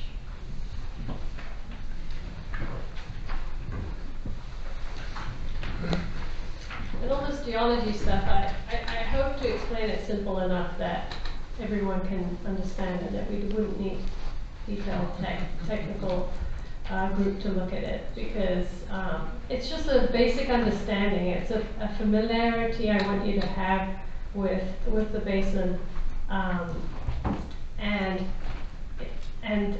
understanding how groundwater, where it is in the basin and where it isn't. So that's what I'm going to go through here. The hydroconceptual model and basin conditions. And all of this is available in reports already out there. Okay, San Lorenzo Valley Water District has a whole lot of really good reports, and Scotts Valley Water District has put out, has had a consultant work on various, well, for many years on different, on the southern part of the basin, sorry. And so with those two data sources, I'm presenting to you what the basin looks like, basically. And you're going to see it in 3D as well, which is, hopefully that works. Things. So we've talked about section 2 of the GSP. And section 2 is about the basin setting. What does your basin look like? And there's 4 subsections: hydrogeological conceptual model, or HCM, basin conditions. They want you to tell them what the historical, current, and projected water budget is. And we're going to only get to that next year because we need the model to get those numbers out.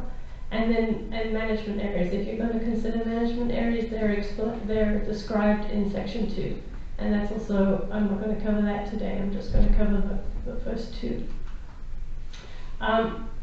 You see there's a section number from the Sigma regulations, and you can see a lot of words now.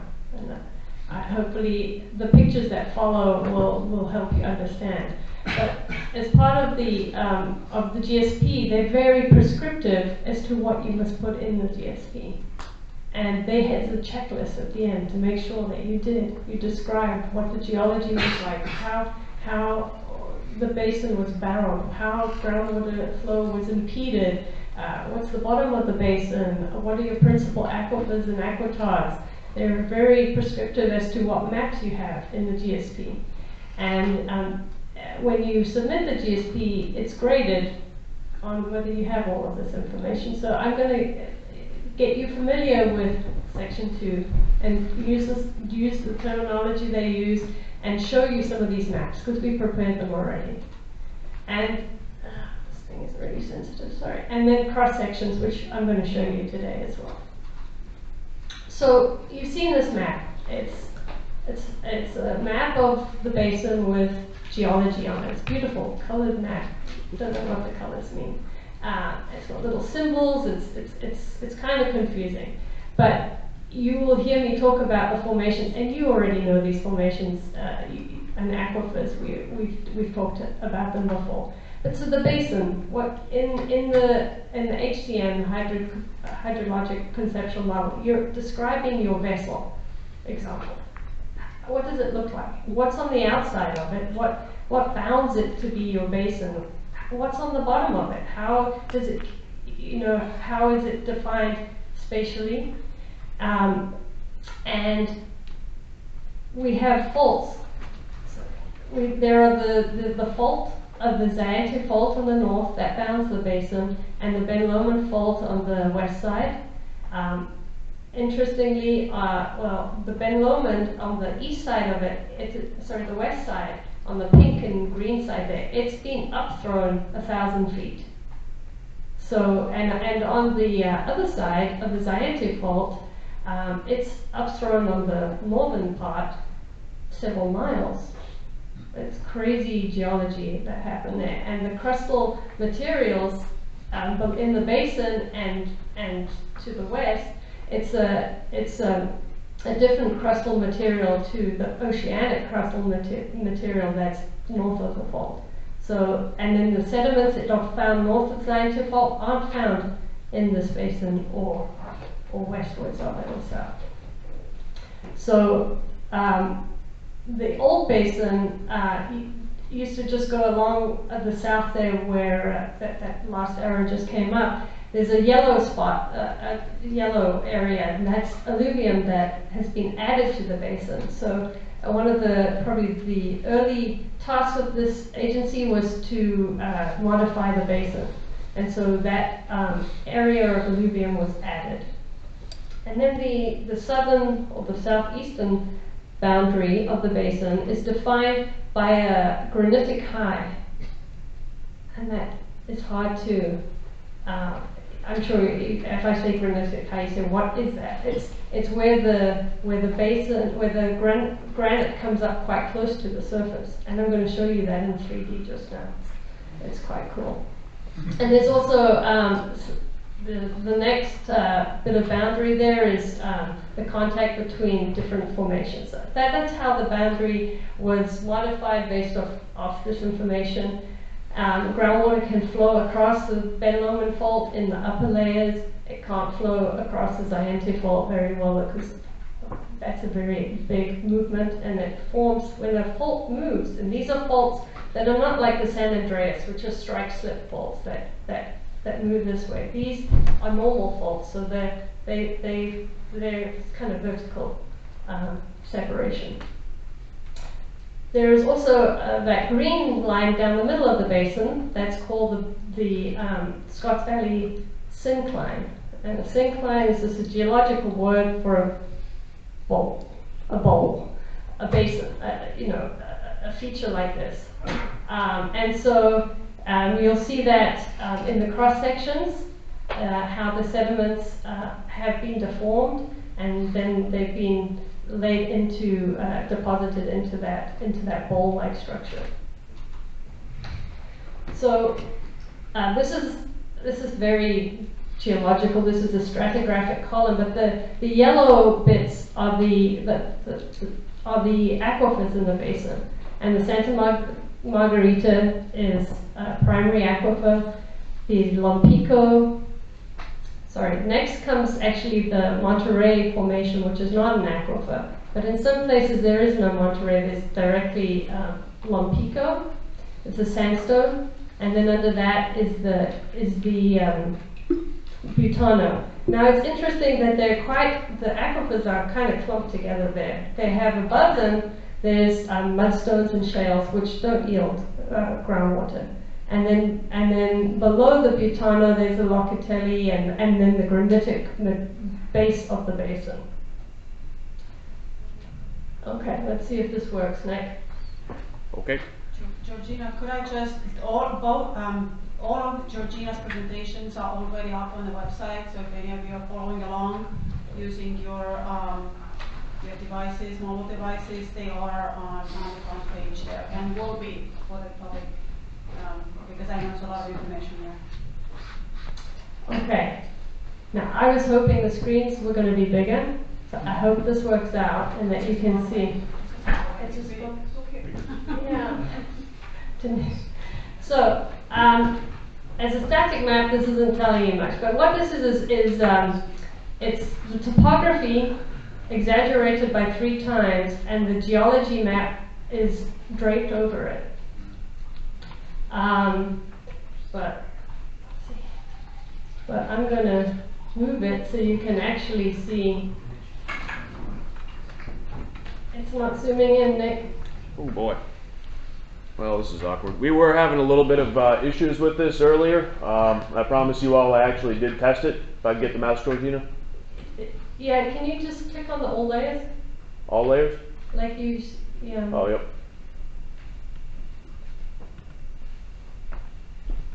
Oh, I got it.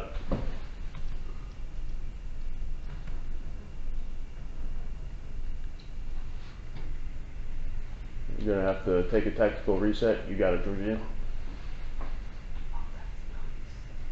Okay, these are cross sections that we have that are sticking through. If I'm going to turn them off. Want them all turned off? I can do it too if you're having issues.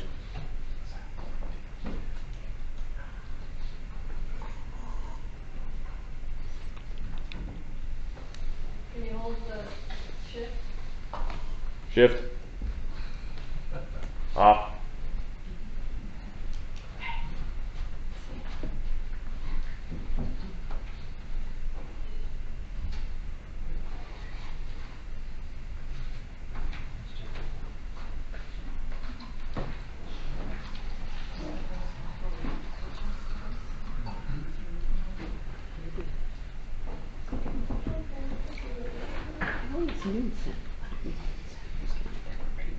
Yeah. There's a reason everybody wants to live here. This is the first time I've tried this. Okay. Okay, let's see. So, okay. Things to point out. Where this is the west side of the Ben Lomond fault here. You can see how much higher it is. What's cool about this is that you can never see the geology in this basin because of all the trees. So this is cool, they're stripped away, they're gone. And so the Ben Lomond fault is here. The orange that you see is the Santa Margarita formation. And it's still not, it doesn't zoom in. Anyway, you see how the ridges, there's Ruins Creek and Bean Creek are flowing through here. And you have on top these pinks and greens, those are the mudstones, those are not aquifers. So the sandstone, the Santa Margarita sandstone is the orange. You can see it over here, this is Quail Hollow. And then over here is Olympia. Pacientepo is down here. And you have the Butano, so the oldest rocks are on the edge of the basin. If you think of a bowl like this, if you just hold your hand like in a cup, the oldest sediments on the outskirts of the rim of the bowl, and the younger sediments are inside. So that stratigraphic column that I showed you, these formations are all represented here, and it's, you know, you can see the how the topography is being changed by the faulting, and yeah. Let me see. I'm going to try and attempt to put the bottom of the basin on. Next. Anyone see the mouse? Okay. Got it? Yeah.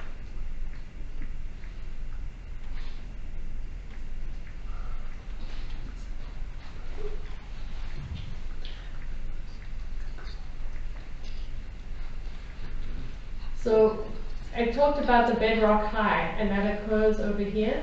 If you look underneath, you see how this is the bottom of the basin, or the top of the granite, and it comes up like that. If I take off the topography,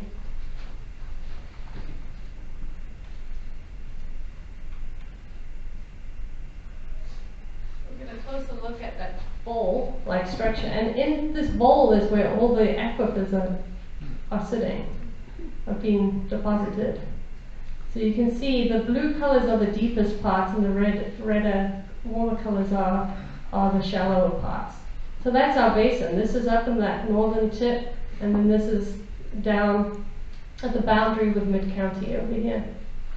And so Scotts Valley is somewhere around here, and then there's great big thickness over here of materials, but of aquifer material, but it's way too deep for most of our wells to extend down into. So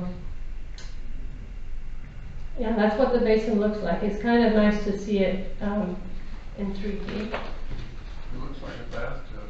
Yeah. So a shallow end and a deep end, right? We can get into pool design. How deep is the deepest part? more than 2,000 feet. You'll see it on the cross sections that come up next. What's the water quality? Yeah. You probably don't want that water. It's there first. Okay. After this, if you're interested, if you want to look closer on the screen, we can try and get this zooming in and out a little better, because I wanted to zoom in and you can see up these valleys. And it's really nice to see. When you see on a flat map, you don't realize the topography that's involved. And so you can see why the springs occur at the base of the Santa Margarita. There's some really steep-sided hills, although this is exaggerated by 3 times. So yeah, and we build layers for each of the model layers. We're using this tool to generate. We have to extend the model into the areas of the basin that the basin was made bigger in the basin modification, so we have to change the model to fill the whole basin area. Okay, Nick, we can switch. Okay. Can I get the mouse? All right, hey, we're good.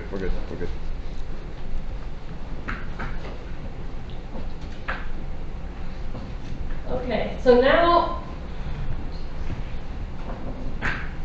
that we're doing a cross section, and on that top map you'll see a little black line that drew along that southern part of the basin, and this is a slice through the basin. Now, things to note is the Ben Lomond fault that just came up there. There's the Zayante fault on the right hand side, and the Scotts Valley syncline. So if you can just now imagine, you just saw that tub, that deep part where the blue is, that's the bottom of the basin. Let me see.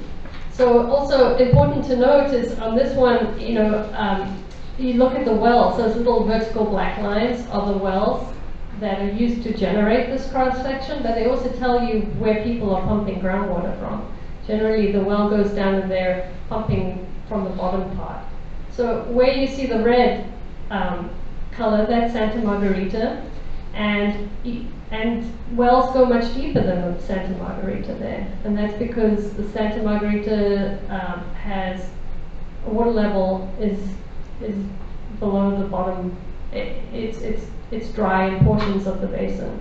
Some of it is naturally like that, but in other areas it has with all the people pumping, both private pumping and municipal pumping, it has gone down.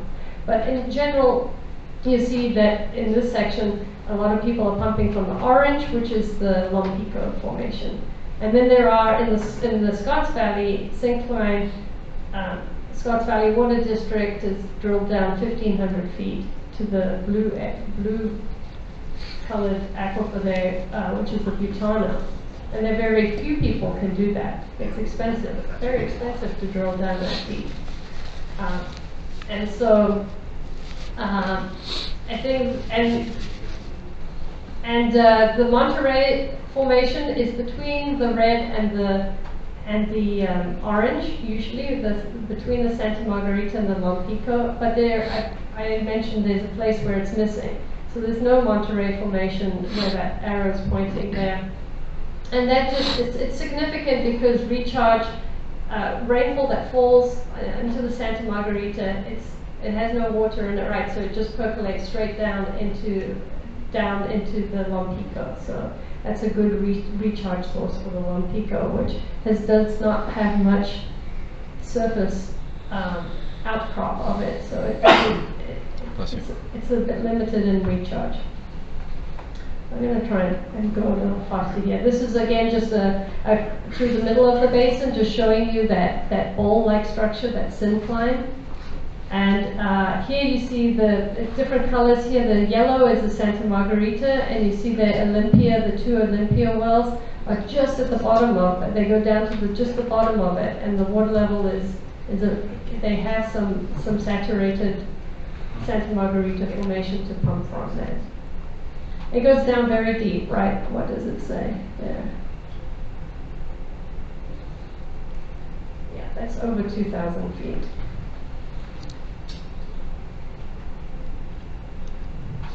And then this is a long kind of along just west of the Ben Lomond Fault in the San Lorenzo Valley. This goes from north to south, so the left side is north, and then going to the south across the basin boundary. The pink that you see there is the granite. So you see that where it shallows out at that south end there. And again, there's large portions of the basin where the only available aquifer, well, it's not really an aquifer, is the Monterey Shale Formation. So it doesn't produce a lot, but a lot of people do depend on that for water supply. This is a map that will be in the GSP. We have to show what the soils are like. And so the colors that you see there are representing high infiltration if it's a blue color, and low infiltration if it's a green color. And so the areas that are blue are those that are Santa Margarita. And on top of that, we put on recharge areas that, these ones are from the county. And it's based, I take it from this map because they align quite well, right? So you also see west of the basin where the purple and blues are, that's the granites that weather to quite a material that allows infiltration. So that's considered a recharge area, but not to this basin. I just wanted to point that out. But so the yellow color that you see there is generally Monterey Formation that is a shale. It doesn't allow recharge very, very much. Okay. In the basin conditions, we also, now we're into the basin condition section of the GSP, and here we have to describe groundwater elevations. Now, I find it hard to talk about groundwater elevations. I'm going to show you hydrographs, and hydrographs are just it's the elevation of the water surface measured in a well, and you're going to see hundreds of these over the next 2 years. The color, and you'll see these colors, these background colors on the charts. This is also required in the GSP that we have to show the water year type. A blue color is a very wet year. Yellow is the colors are yellow is a normal or average, and the orangish color is dry, and the brown is critically dry. And so I'm going to show you some relationships on some of the hydrographs that come up in a minute. Yes? What's the difference between the dotted line and the solid line? There are two wells there. In the bottom, we'll always have a key. So this well is a Quail Hollow 4, and it was replaced at some point. Yeah, so we try and identify that. Another way to show groundwater elevations is contour maps. And these are really quite difficult to read unless you really know contour maps, but groundwater is going to flow from high to low and perpendicular to these contours. So this is a map that was done by Santa Cruz County Water District, and I'm going to be showing you just flow directions in the maps coming up. I'm not going to do contour because we're still doing this. We're still actually generating the contours for the entire basin. So we also have to talk about groundwater and storage, and this is something we're going to get from the groundwater model. And basically it would look like this. The same colors on the back to say if it's a wet or dry year. The solid line is seasonal storage change, so every year in your basin, this is how much storage you have in it. And that's calculated by the thickness of the aquifer materials multiplied by the porosity. So you don't just, there's a lot of sand. You don't count the sand as part of your volume. You've got to take that out. So it's just the water contained in the pore spaces. And the dashed line is cumulative storage. This is what people are very interested to see. Over time, if you've had a deficit, the line is going to go down. And you keep adding. So where you see it going up, you've had an accumulation of storage in the basin. And then down below on this one, it's got pumping. So you can see, has this storage change occurred because of groundwater, because of rainfall or recharge, or has it occurred because there's been too much pumping or a change of pumping? So these are some of the tools that we use to look at that. We have to talk about groundwater quality. So we have to talk about anything that might impact the use of groundwater. So we have to show where there's no contamination. And this just happens to be from Scotts Valley Water District's annual report, where they every year look to see what's happening with respect to potential contaminants. But also not on this map is septic tanks. This area has a lot of septic tanks, very high density. And so there are potential impacts to beneficial users from high nitrate in groundwater. So that's something we have to address as well. Nick, it's not. Oh, can you advance one, please? Advance one. So we also have to talk about subsidence. There's not much to talk about in this basin on subsidence, but I'm going to be talking more on that, giving you a bit of background so you can make some decisions later on. But you would, if you had subsidence, you'd have to talk about the extent and rate of land subsidence. You've already, at the last meeting, we talked about the groundwater dependent ecosystems, and we have to identify those, describe where they are, what they are, and there are tools available online already where they use satellite imagery to map out where these might be. And then, of course, is the work that Balance is doing on the accretion study to identify where there is interconnected surface water and also GDEs. So, and today I am going to be talking mostly about groundwater levels. So most of the sustainability indicators in the basin that we're going to be addressing are all related to groundwater levels. So if we understand those levels, or if we understand that, then that's a long way to giving us the information we need to make decisions down the line. So again, this is a hydrograph. Change in storage or reduction of storage is related to water level. So kind of a hydrograph here can be, it's like a fuel gauge in your car. If it's up high, you have more fuel in the tank, and if it's down low, you have less. So over time, you can have a look at what groundwater levels are doing in different parts of the basin to understand your change in storage. It's very difficult from those points to say, for the whole basin, this is the change in storage. So we use the groundwater model, which discretizes everything, and it's a much easier tool. But essentially, it's based on groundwater levels. You don't want to pump too much that you have too much change in storage.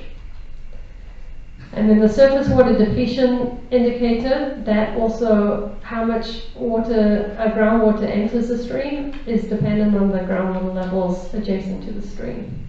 If they're above the stream, they're going to flow in. It's called a gaining stream. We talked about this at the last workshop. So that's why today I'm focusing on groundwater levels. I'm not going to talk about groundwater quality. There'll be another talk on that. So I'm going to try to describe to you the groundwater conditions in each of the aquifers. We don't do it for the entire basin because each aquifer has its own personality, and we have to talk about them individually. They'd get mad with us if we didn't. So here, the yellow that you see is the extent of the Santa Margarita. Now, you probably don't remember, but there are some places, if you saw it in the 3D, where there's some places where there's mudstones capping the ridges. And so I've taken those ridges off. There's still Santa Margarita underneath them. So this is the extent of Santa Margarita. The blue dots that you see there are all the municipal production wells in the basin that are extracting from the Santa Margarita. You'll notice that they're in Quail Hollow and Olympia, and there are none in the Scotts Valley in that southern area. Just the blue dots. The ones the brown dots that you see, those are the locations of the hydrographs I'm going to show you, but they're just like markers. So just focus on the blue dots, and you'll see the large blue dots. Those are municipal wells extracting from Santa Margarita. The little blue dots all over the place are where there is private production. So, or domestic use, people have their own private wells. And you can see it's mostly outside of the service areas of the water districts. And there are some of those dots overlie the Santa Margarita. Now, I still have to figure out which of these wells are pumping from which layers, but I just wanted to put it on this first map just so you can see where the production is happening. The private production, though, in the basin is a few hundred acre feet compared to the municipal production, which is more in the thousands, low thousands of acre feet. So there's a difference of scale there. So the impacts from municipal production are generally going to be greater. And so as a result, you do see these arrows now are showing you the direction that groundwater is flowing. And then the blue little dot around those production wells is kind of indicating that there's a drawdown cone there. There's a pumping depression, and that controls, in some cases, the flow of groundwater.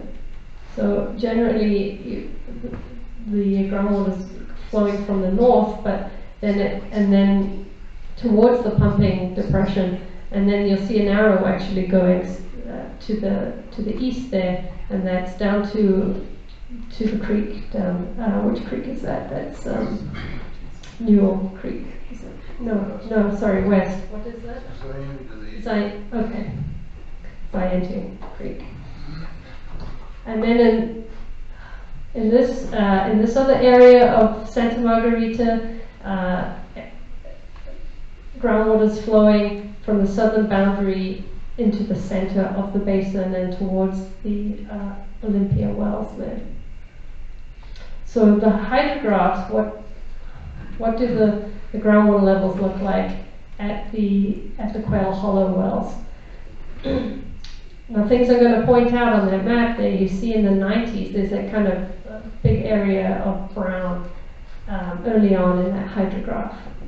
It's hard, not with a pointer, I have to describe everything, so bear with me. And so you see groundwater levels decline there. And then there was this great period of four years or so of above average rainfall, and the groundwater levels in the Santa Margarita at that location shot up. So that tells you a lot about that formation. And then there was a dry period. The yellows there was a very dry period, and groundwater levels went down, and there was above average again, and it went up. So all this is really telling you it's very sensitive to how much rainfall you get. That's like the stupidest question in the world. But I've never noticed this on the side. Groundwater elevation in feet above mean sea level? So 600 feet, 400 feet above the ocean is where these ground levels are, water levels are up here? Yep. That's why we have no saltwater intrusion. Exactly. Not yet, anyway. You have to pump it up. We're only about 600 feet above sea level here in Scotts Valley at the most, right? 680, I mean, I see a lot of maps. So groundwater levels along that southern boundary are at about 200 feet above sea level. Wow. Yeah. But we do have saltwater in place. I know, I've heard that story. We'll get to that later. That's left over from the old ocean bottom. Yeah. 600. 590. Okay, at Olympia, there's a different, it doesn't respond as rapidly as a Quail Hollow, and that's because there's a lot more of the mudstone overlaying it, so it's not a big open sand pit, sand that will accept all that rainfall and recharge. It's got a little less rainfall that infiltrates into it. It's also not pumped as much, and the kind of, it's kind of zigzaggy line. And what that is seasonal pumping. It's in summer they pump more, so the groundwater levels go down, and then in winter they'll pump less, so that's when it goes. It's up slightly higher. So you see the seasonal pattern, and then you see the long-term trend. And we have to describe all of this in the GSP, because these conditions dictate, in our past, has this basin been sustained? Have groundwater levels been good? Is it sustainable, or do we need to improve on anything? And so now I'm going to move to the southern part of that, of the Santa Margarita Dam, where there is no groundwater pumping from municipal wells. There may be from some local private wells. And you can see that there's less zigzag, and that's because there aren't those stresses on the aquifer like there are when they're pumping a lot more in municipal wells. So you see that recovery in 2017 when we had record rainfalls a few years ago. Pretty flat. This is another one, and it's kind of Camp Avis area. And then the last one. I got it. Thank you. It's pretty flat, and this is in an area where there is probably private wells pumping. So that's what that looks like. Yeah, if you have any questions, please ask me as we go, like you have been doing. That's great. Yeah. Yeah, I'm trying to figure out looking ahead to what sustainability will be as we define it. And do we pick spots like this, or how many spots would we pick? Yeah, so when we set, a good question, because yes, it's what we're going to be dealing with coming up. We will have representative monitoring points, and it is for those representative monitoring points we assign these criteria of minimum threshold measurable objective, and those are by which we kind of judge whether we're sustainable or not. Yeah, and so we could have you would have them for every aquifer, and you would decide we would propose where those would be. That's part of, if you look at the roadmap, that's one of the things is to consider where these wells are, and then we would set the objectives for them. Yeah. Another thing to point out there is that these hydrographs, there are a few more municipal monitoring wells and production wells. I didn't want to put them all on, but they're pretty limited to where you see these hydrographs. There are vast parts of the basin we don't have much data, and if you remember doing the significant and unreasonable study, one of the things was lack of data. So we do have some. I think that the county's put out a letter to the private well owners to see if we can try and get some monitoring of private wells in this basin. And that will go a long way in the future. It's not going to help us too much now because we've only got 2 years. You're not going to get too much information from that. But they would come and take a measurement twice a year, in the fall and the spring.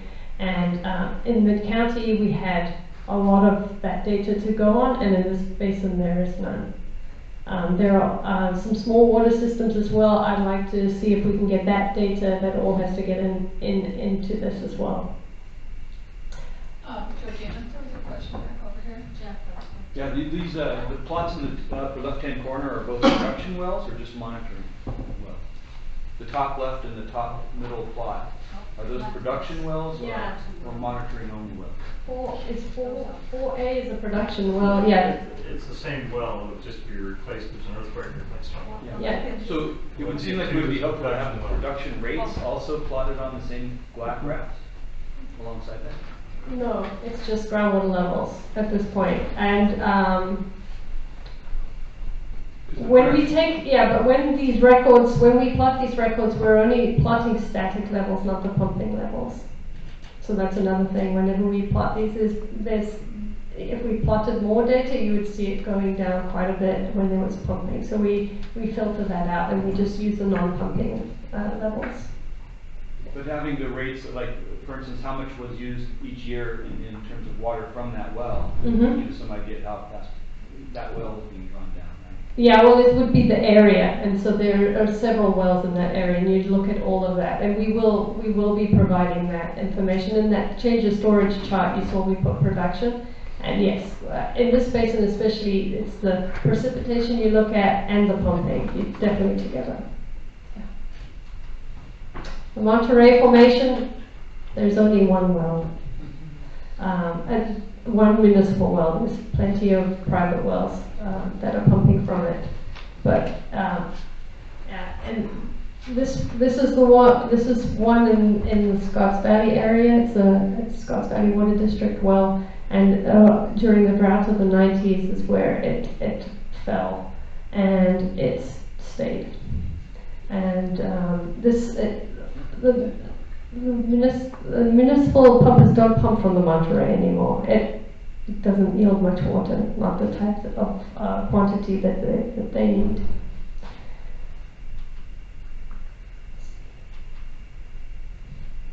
Yeah, sorry. What are those spikes in 2014, a critical dry year? Yeah, no. Is that just noise? Yeah, no, it's just some error, yeah, in the measurements.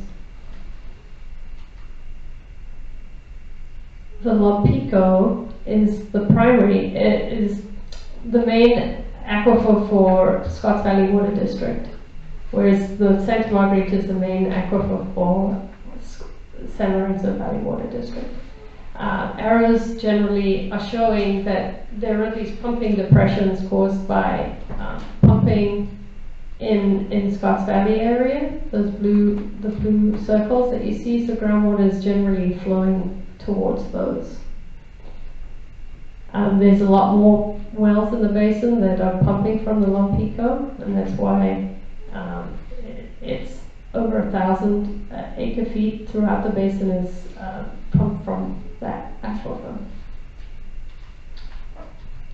And so we've all probably seen these hydrographs before. Again, in the 90s, they were pumping too much, and it was a long dry period, and groundwater levels fell and have not recovered from that. And that's a lot to do with how the rainfall gets into the groundwater. There's very limited opportunity to do that because of those mudstones overlying the Santa Margarita. And also because of the Monterey Formation. If you're Santa Margarita, Monterey shale kind of prevents a lot of recharge through it, and then you have the Lompico underneath, which is this one. It's a fairly thick formation, and there are also private wells in it. And in this area in particular, it has fallen, but it's a very deep aquifer, or thick aquifer, so wells could go. Generally, people drill as much as they can to get as much saturated thickness to supply their wells. And in Passing Tempo, there's also a decline, maybe not as much, it's more gradual there. And that's to do with, I don't know, can you see it? You can't see, but there's an area around that southern part where the two bottom lines are pointing, where there is no Monterey so that's that shale layer that would prevent recharge. So that area gets a bit more recharge. So that's why you see a much more gradual decline in groundwater levels. And then there's not much data up on those other wells. Or the Mount Hermon well, thank you, Dale, that's your contribution. Thank you. And then the other one is a very northern, it's a monitoring well that Scotts Valley Water District has. And that data looks kind of funky, but what's important is that over the drought, the recent drought, there wasn't a drop like we saw in the 90s. And it has been stable, and in some cases increasing slightly, especially the last couple of years where it's been wetter. So. And then the Butano aquifer is that very deep, if you remember, the deepest aquifer that was blue colored. And there are 2 wells pumped by Scotts Valley Water District, and those wells are not completed in the Butano entirely. They also have got Lompico. So I'm of the opinion that the groundwater levels that you see here are, especially in that one where there's a longer term period of record, that it's influenced a lot by Lompico. And it's hard to, you can't separate it out. In a municipal well that's going down 1,500 feet that costs $1 million, you want to screen as much as you can. And so they screen the Lompico and the Butano, and it's a great well. And so I'm not so sure about this information. There are two monitoring wells in this formation, but they're up to the north, and they don't have much data, so I didn't plot them. Okay, we're going to go on to the next thing, but before, and this is Dave's item. So before we do, any other questions on that? And what we're trying to do is build on what we presented at the education series. Hopefully you heard some new things today that you didn't know before.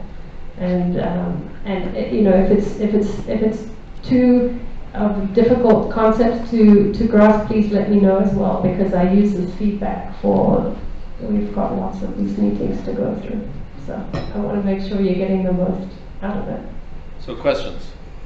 It's a lot, but this is a sort of a precursor to the ratcheting up of a lot that's coming. Questions from the board? Questions from the public? Yes, sir. I will have questions after I review those. Okay. And when will that opportunity, those questions happen? To review this material? No, or? I think Brett has said that I can review that material online now. The presentation is there, for example, the leapfrog model that is not on our website. No, that's okay, that's okay. Yeah, but the data here is what I'm concerned about. And I will study that, and I will stare at it, and I will listen to it. And at that point, I will probably have questions. When is going to be the next best time that those questions might be asked? Was that question clear?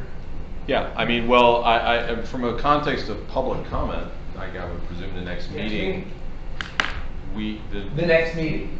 Bingo. Thank you. And you can do it anyway, depending on what the agenda is for the meeting. If it doesn't look like there's anything in that agenda that's going to address your question, you do it at the beginning at the public comment time.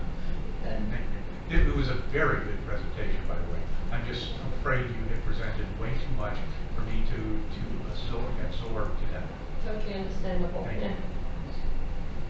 Okay. So Brett and I were chatting during the presentation. We've got 2 more things to work on tonight, both of which are going to necessitate board conversation and certainly, of course, public comment. So it's sustainability goal discussion and then also sustainability indicators. So our proposal is maybe give everybody like a 5-minute or so break to stand, stretch. There is food that's in the room back there for both board and public is welcome. There's sandwiches and chips and salad that's in there. So if we can, bring it out. We're assuming that you guys would like to take a moment to stand and stretch and do something. So yes. So let's do that. Let's say we're going to start up at 8. Okay. And I really mean that. So go ahead. Does this require a motion? What? Oh wait. This doesn't require a motion or break, does it? Okay. Okay. Okay, so we're going to start back up at 8 o'clock, folks.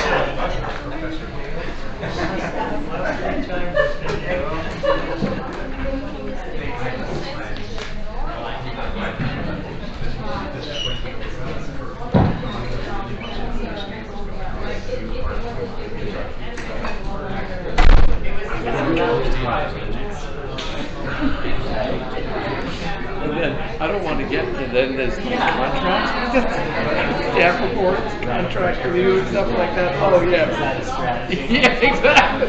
Yes, We can always move the money. Get the rubber stamp. Oh my gosh. I think,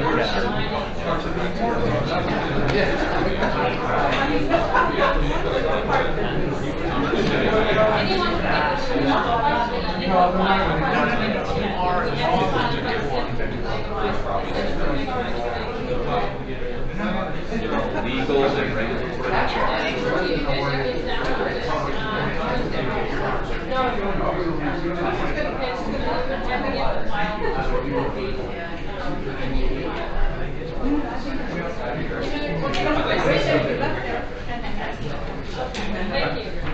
Given how foundational. Good, how are you? Folks, just a quick admin note, I'm going to steal the microphone for a moment. We do have a little bit of food left over here in the back room if anybody's hungry. We've got sandwiches, chips, and a little bit of salad.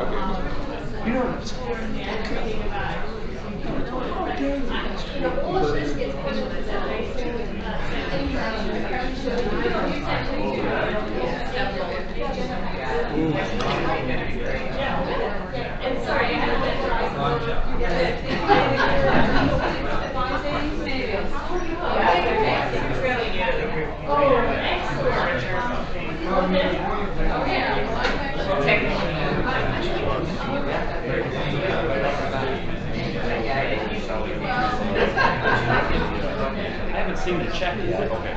No, I assume there's a payment.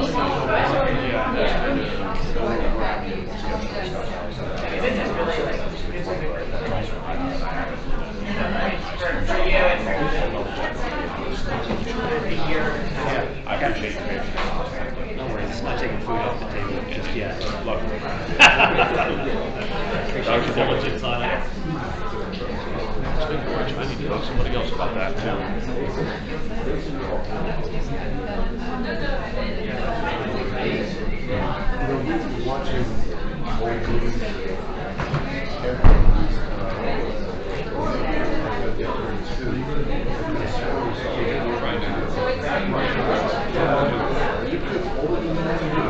Philip was born in 84.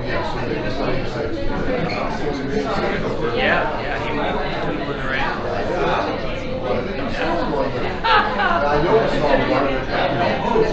Yeah.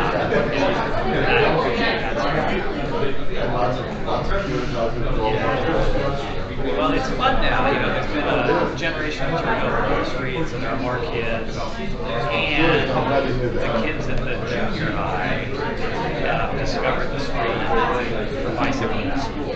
So it's really safe routes to school. There's that too. Yeah, way less traffic, and so we get a lot of kids hurt by it. And then I don't know, they have around there, but we put them in the yard. The kids hit it.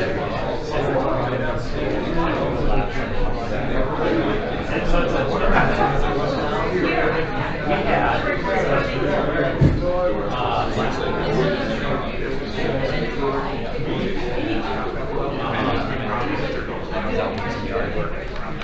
this guy pulls up with his little 2-year-old kid, and they jump on my back.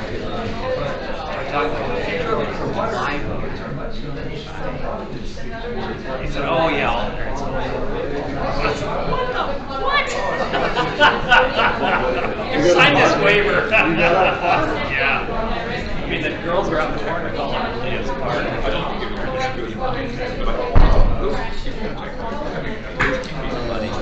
I still remember.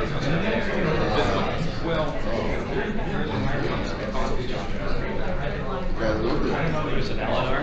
Yeah, I still remember Bruce having a garden and just doing it. Oh, yeah. Happy wife, happy life. Do you like that one?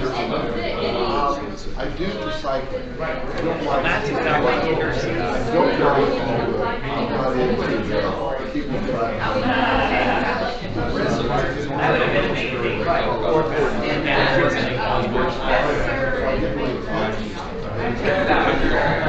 I never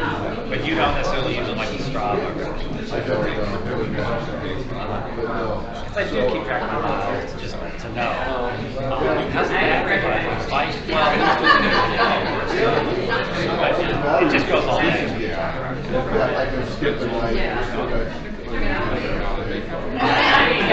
only reason I only thing I just can't pick what is after Monday. Otherwise, I'll get my phone off, because I want to be scattered.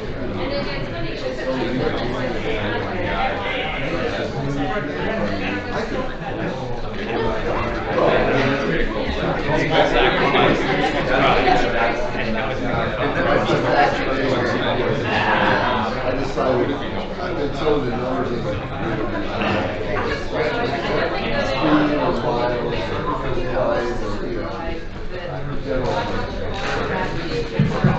Okay, folks, we gotta get back in our seats and get started up, please.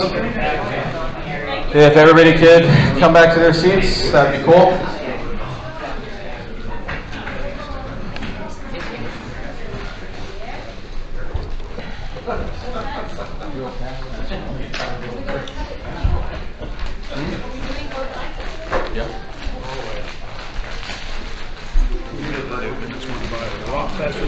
Yeah. I mean, that's... Do you mind if I... No, sure, go ahead. But I mean, is this the water? That's the water? Yeah. I appreciate that. I'm trying really hard to be smart when I make it all up. So. Nick, where's the restroom? What's up? Where's the restroom? We're right outside the door. You can also go out the door. Folks, the restroom is going to be right through there. You can either go through that door over there or circle around. Okay, thanks, Nick. See you guys in a little bit. Carry on. Okay. So, sustainability goals. You will recall that at the meeting in July, those of you that were there, board and members of the public, perhaps, I know several of you were, at that meeting, that was where we did the kind of the workshop setting, and we had the meeting for a full board meeting for a little bit, and then broke, and then went into small groups, and it was board members and members of the public all working together on some hypothetical exercises. And that hypothetical exercise was in part driving towards, and that whole night was talking about undesirable results, a SIGMA term under the Sustainable Management Criteria section. And we talked about how undesirable results are essentially that which you are seeking to avoid. The undesirable result is the thing you're trying to avoid. If it's there and you're identifying that there is an undesirable result for a particular sustainability indicator, which is the 5 or so at least applicable ones, like we're taking seawater intrusion off, then it's sort of that like this is something we don't want to have happen, and that ultimately lends itself to setting minimum thresholds, because that becomes if this is a condition, this is as low as we want it to be, and if we go below that, then because you will have defined it, that means we are below this threshold and we're now proving ourselves to be unsustainable. Again, the thing you're trying to avoid. Sustainability goal is the other side of that coin. Undesirable result is that which is to be avoided. Sustainability goal, that which we are seeking to achieve, the aspirational component. Now, above and beyond this just sort of sounding like planner speak and foo-foo stuff, if any of you, and I encourage Georgina and I encourage you all, both board members and members of the public, to go to the DWR website, and on DWR's website are all under the SIGMA page, there are all these documents that were prepared, very painstakingly so, on best management practices and guidelines. And these BMP documents were prepared to help GSAs think through this stuff. And if you go to those documents, you will see repeatedly that they talk about sustainability goals. So the reason why sustainability goals are important is because you're basically saying we're setting a sustainability goal, and all the rest of our activities we're going to sort of test ourselves. We're going to use to test ourselves. Are we achieving our sustainability goals? Now, the sustainability goals are not, in fact, going to be finalized right now. And so tonight's conversation is not to finalize it. It is to start getting the conversation going, to give staff some guidance of what you all want articulated. You really won't finish and finalize these until when? 12 months from now? Something, maybe even further? What, something like that? I'm looking at Georgina. So again, you know, Doug talked about the iterative process. This is an example of that. We're going to do some stuff on that. So, but again, I just want to point out that it's an important step, this conversation. So as we are starting to ramp things up for you all on GSP development, that's why this is here tonight. Because you've had some now presentation on basin setting, you've seen the hydrogeologic conceptual model. It's starting to articulate to you in more graphical terms what some of the conditions are that we can articulate. And we've talked about anecdotally. So what had been sent out to you all was a couple of things. There was a list of example sustainability goals that Georgina had put together from Mid-County, Paso, Borrego. And then you also have your own guiding principles, which unto themselves are aspirational statements that you worked long and hard on. Doesn't mean these apply directly to the sustainability goal examples are more hydrogeologic, you know, logically. So the exercise tonight is to start the conversation. And we asked you all as board members, if you were so inclined, to put pen to paper, use these as some examples, and come up with some statements.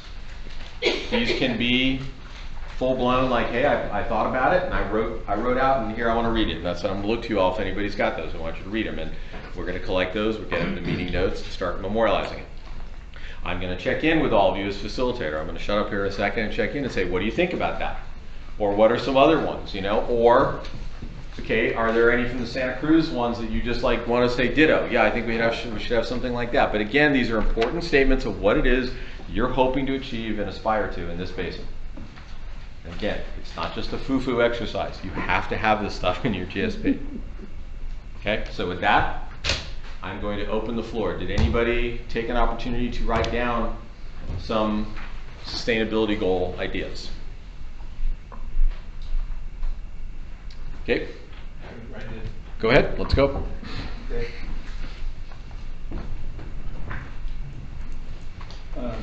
Should I just read it out? Yeah, please. I kind of took the examples you had there and I just kind of reworded them for Yeah, our area. that's great. I kind of put it into two categories. The first category was to ensure that adequate and reliable groundwater is available for beneficial uses and users.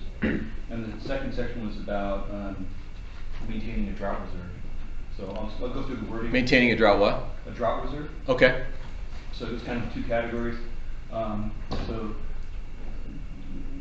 should I read the whole thing from the very Please, yeah, please. Okay. As required by the SGMA regulations, the MGA developed a sustainability goal for the basin, which is to manage the groundwater basin to ensure beneficial uses and users have access to a safe and reliable groundwater supply that meets current and future basin demand without causing undesirable results, and, first point, ensures adequate and reliable groundwater is available for beneficial uses and users, and under that heading, maintains or enhances groundwater availability for municipal and private wells at least the present water table levels.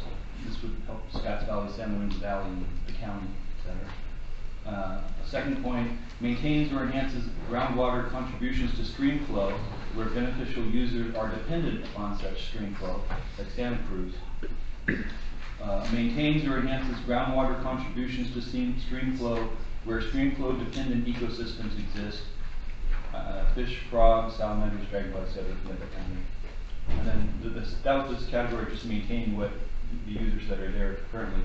And then on the second point of the drought reserve, ensures operational flexibility within the basin by maintaining a drought reserve. And the first point on that is estimate likely future drought and drought interval scenarios and use that to calculate a reasonable groundwater safety margin storage target. And the second part would be develop a groundwater restoration plan to restore the target groundwater safety margin storage requirement back into the agency administered aquifers. So I think that, first of all, okay, we're done. Everybody go home. So first of all, interpreting from that, it sounds like a couple things. Like again, from a Sigma context, what you're trying to hone in on is, and I'm paraphrasing and interpreting. You know, what are these, again, these sustainability kind of conditions? What's sort of the minimum sustainability? But I think the other interesting thing, it sounds like, is you're going for this kind of resiliency factor, like what, you know, above and beyond just, or what's that minimum threshold? It sounds like from that second batch you read through is, what is it that this basin can do to build this resiliency for an unforeseen circumstance or a circumstance that hasn't happened yet? Is that a reasonable interpretation that I'm making? Yeah, definitely. And actually, if we build a reserve back up in the aquifers, then it helps with the stream flow, which helps the endangered species and Santa Cruz's water supply during the drier years too. If there's more reserve in there, it's going to be leaking out during the drier years and helping to maintain base stream flow in the drier years. Cool. All right, thoughts, responses? Jack? I like that. I would like to add in at a reasonable cost. Yeah. Okay. Yeah. So at a reasonable cost. So there's the economic component. Now, and again, I just, this is an aside note, relevant to whether it's frustration by board members or even members of the public of like, gee, it'd be really great to see what that was written in paper. The reason why we can't do that is Brown Act type stuff. It's really hard. We had to ask you all to put pen to paper, but we couldn't have you all just sending all this stuff in and accidentally sharing it around with each other. So this is an example of when we ask you guys to generate stuff under Brown Act, there are sometimes these limitations that we have to be really careful about. So I'm sure it's a frustration. But other thoughts, other ideas. So we've got this economic factor. Yeah, Doug. Yeah, I really like that work. Building on that, also incorporating material from some of the stuff you guys shared, I resonated with what the Borrego Valley folks did in terms of talking about time periods that might extend beyond a year and contemplating a hydrologic cycle, as opposed to trying to insist on, say, full recovery within an arbitrary annual period or something. And I'm mindful that we may have extended droughts and we may be using a drought reserve.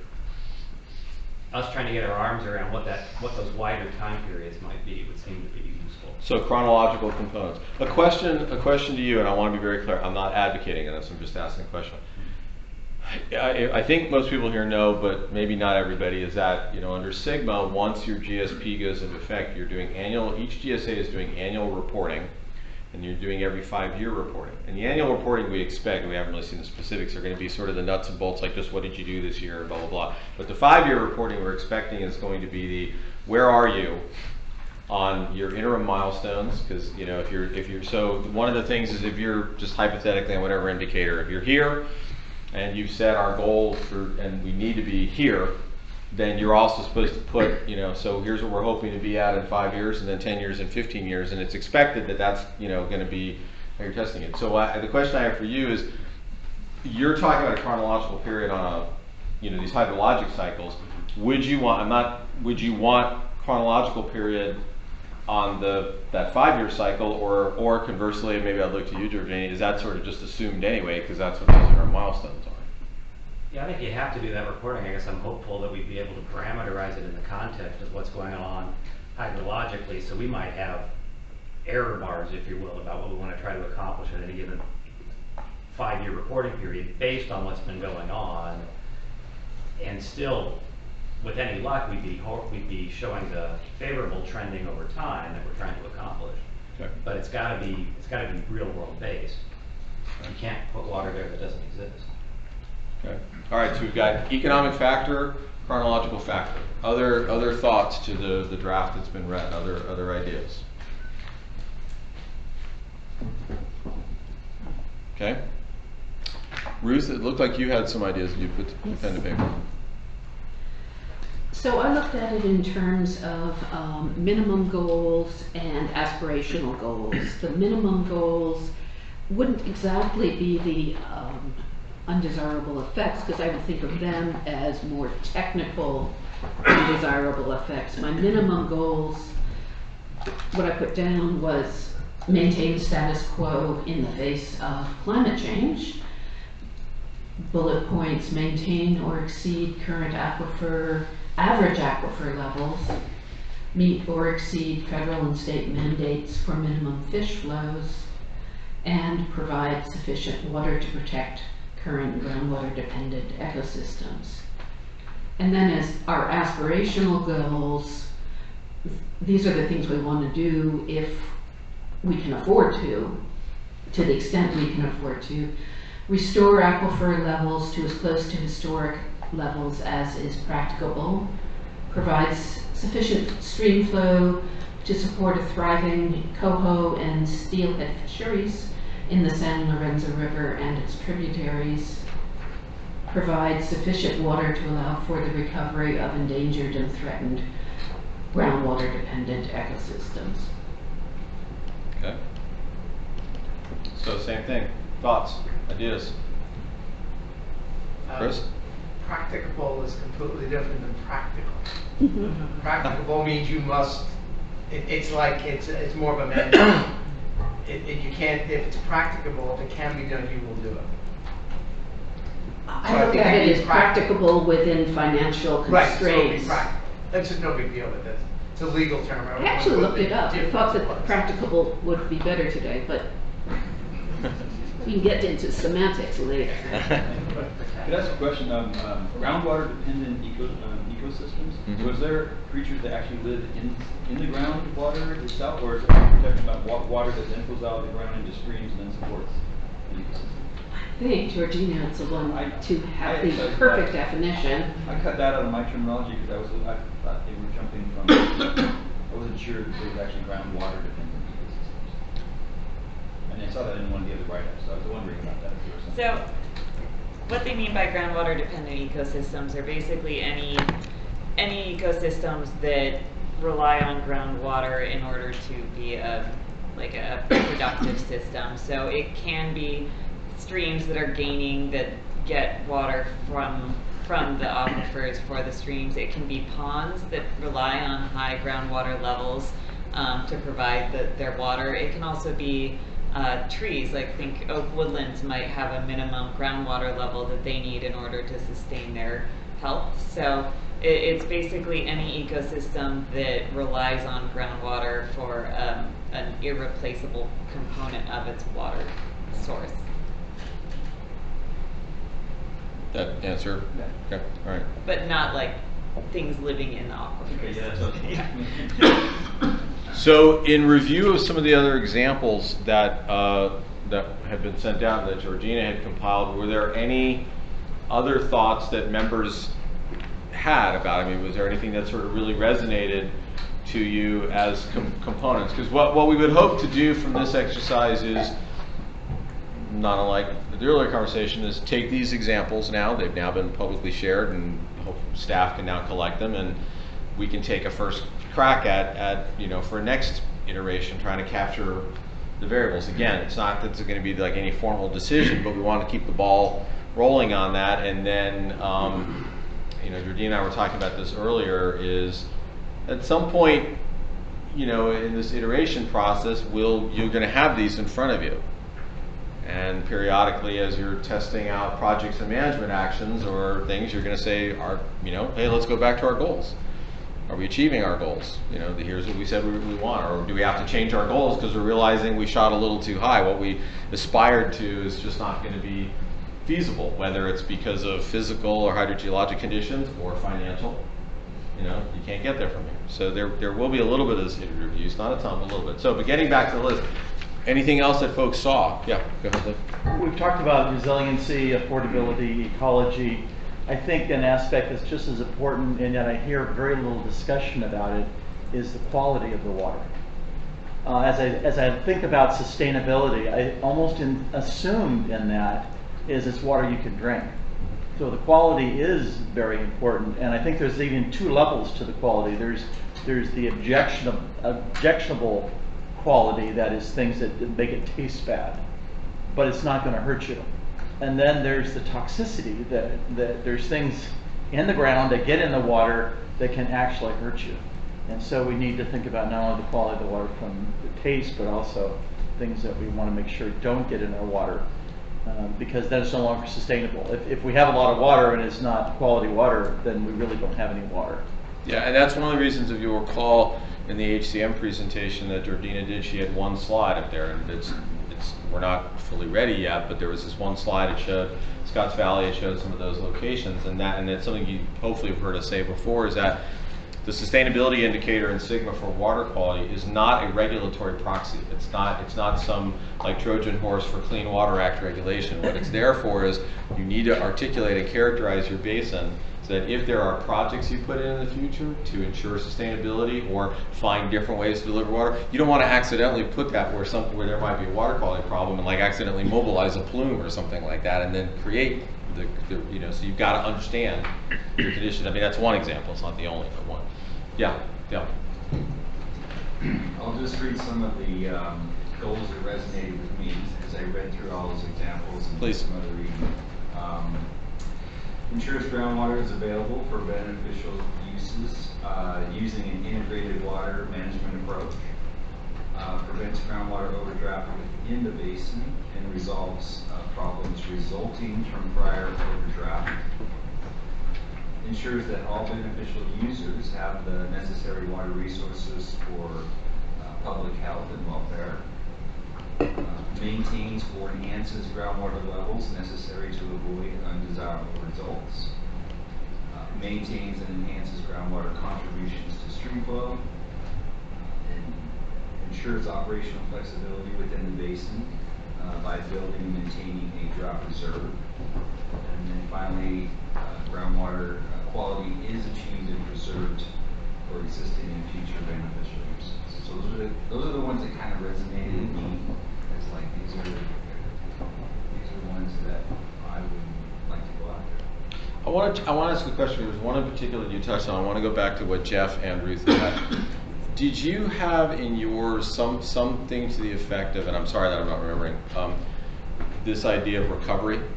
And because you had one in there about, it's essentially that condition where there's been a depletion of the groundwater elevation. I know I heard you speak to that about not accept that as the new normal, but your aspiration is a recovery to some degree of that groundwater elevation, right? And I can't recall whether you guys had. Yeah, I think establish it at or above where it's currently at, and then create a reserve. For okay. Well, which would effectively end up in the same direction. Right. Okay. All right. So that's again. I mean, that's a bold aspiration, not unachievable, but that's an aspiration that if you continue with that, then that's a bar, right? You're setting a high bar. Okay. Other thoughts? Yeah, you can go ahead. I like this one statement in here. Groundwater quality as measured in municipal and domestic water wells generally exhibits a stable and/or improving trend for identified contaminants of concern: arsenic, nitrate, sulfate, and TDS. I liked how it was clear but nuanced and not overboard. And that was in the Borrego. Yeah. Okay. So talk about that, clear but not overboard. What would overboard be? Overboard is setting aspirational goals that are, maybe not achievable, or are going to be potentially very expensive or unknown, mysteriously expensive. This was setting a goal that, for starters, things aren't going to get worse, but we're going to keep track of them, right? Georgina, question to you. As we get further, again, quite some time from now, but as we get further into projects and management actions, is it correct to assume that there will be an economic analysis component to PMAs? So, some sort of, how does this play out economically in our basin and in our communities, or is it just analyzed, or does the board have a choice about whether it undergoes technical analysis only or also economic?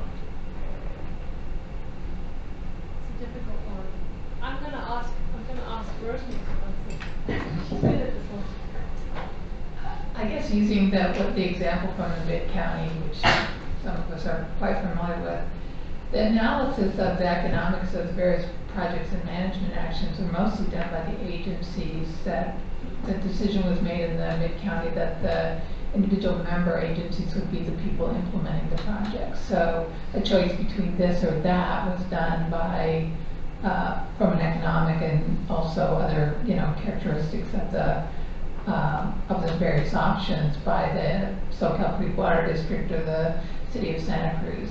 I think that the degree to which you need to do that analysis kind of depends on what decision you make about how the projects are and the management actions are going to be implemented and by whom. If they're going to be, implemented by the member agencies, then really the member agencies kind of get their task, if you will. My job is to do X, and I should choose the best way of getting that done. If it's going to be done by this agency, then that needs to happen here. Part of the reason I ask, there's two reasons. One is because in various forms there's been feasibility. Even you sort of alluded to it in a way in what you just said. Jack very, very pointedly did. And I asked the question because I see it being done in various ways in the various basins I'm working in. In some basins, it's like you said. In other basins, there's an economist that's actually on the team. So that as the feasibility in the macro sense for the whole GSP is being assessed, from the outset. I'm not saying there's not a right or wrong. I'm just seeing it being done in different ways in different basins. Well, I think we talked about this from the beginning. I think Ruth mentioned. I think everyone had a component of this. There's a baseline we're not going to commit not to fall below, and then there's the aspirational part, and somewhere in between is that financial metric. Yeah. And I think that's okay to do, right? As long as we, don't fall below the baseline that the statute says. That might not be our goal, our final goal, but that's got to be our grounding point, and then we can build on that. So we don't shoot ourselves in the foot necessarily. Well, sometimes just to get to that base, the minimum threshold will involve doing a project. But then that's not you're on flexibility there. You've got to get to the minimum threshold. Yeah. Just saying we can set. It sounds like everyone wants to set goals above the minimum threshold, but it still doesn't mean there isn't a minimum threshold, right? Right.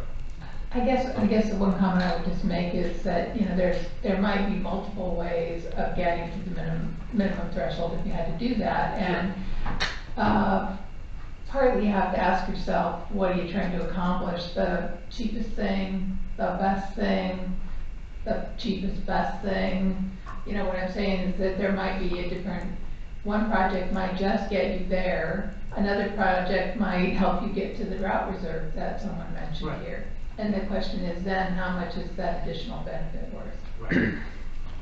Jack? Yeah, and in my mind, I'd love to see some kind of incremental idea, because I have some idea that once something above where we are now, if we're cheap enough, I'd like to build in an insurance policy. I'd like to be able to withstand a 7-year drought or something.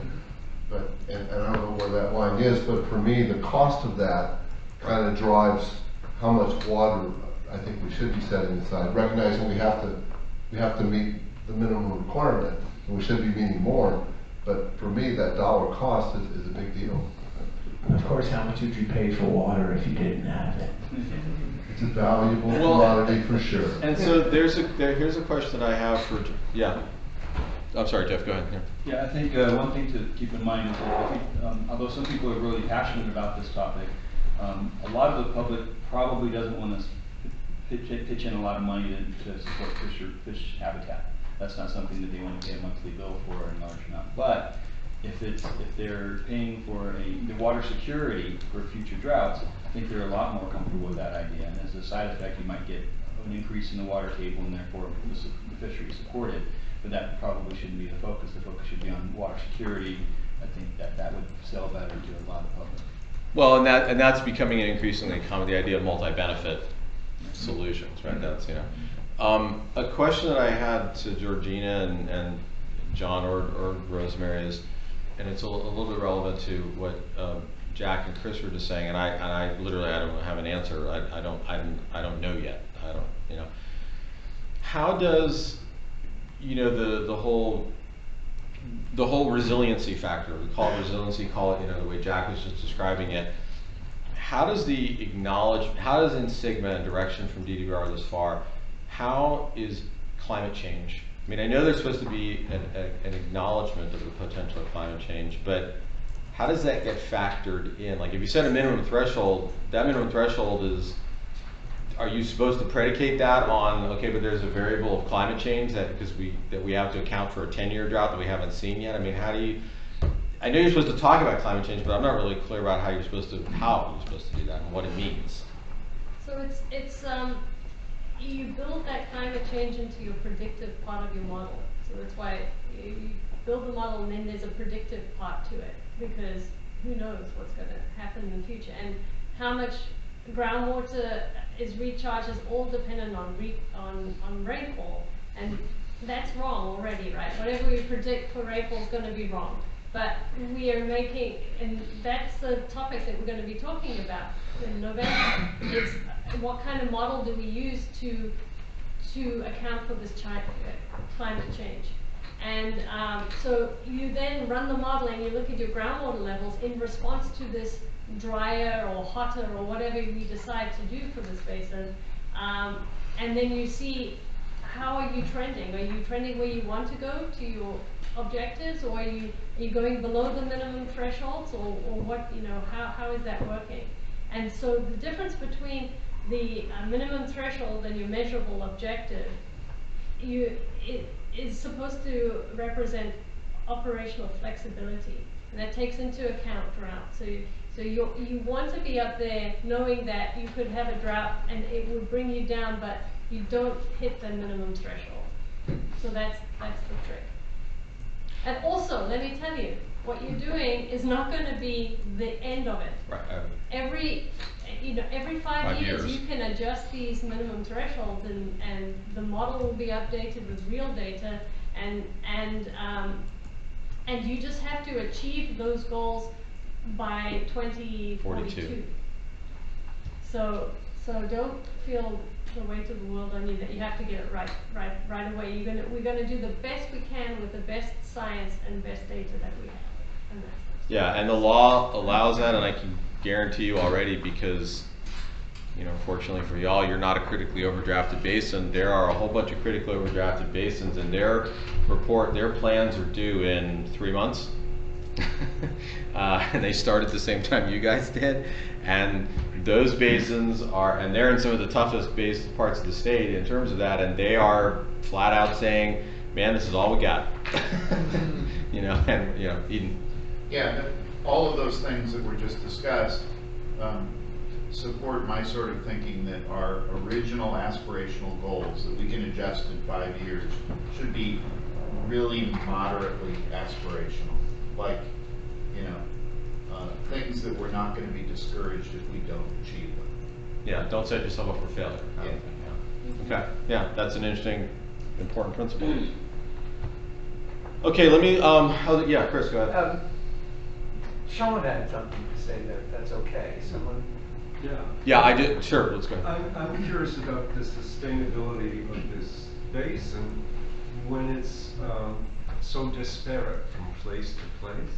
And so what Scotts Valley picks for its water company as its sustainability may not be what Santa Lorenzo Valley Water District picks as its sustainability, or how they achieve it.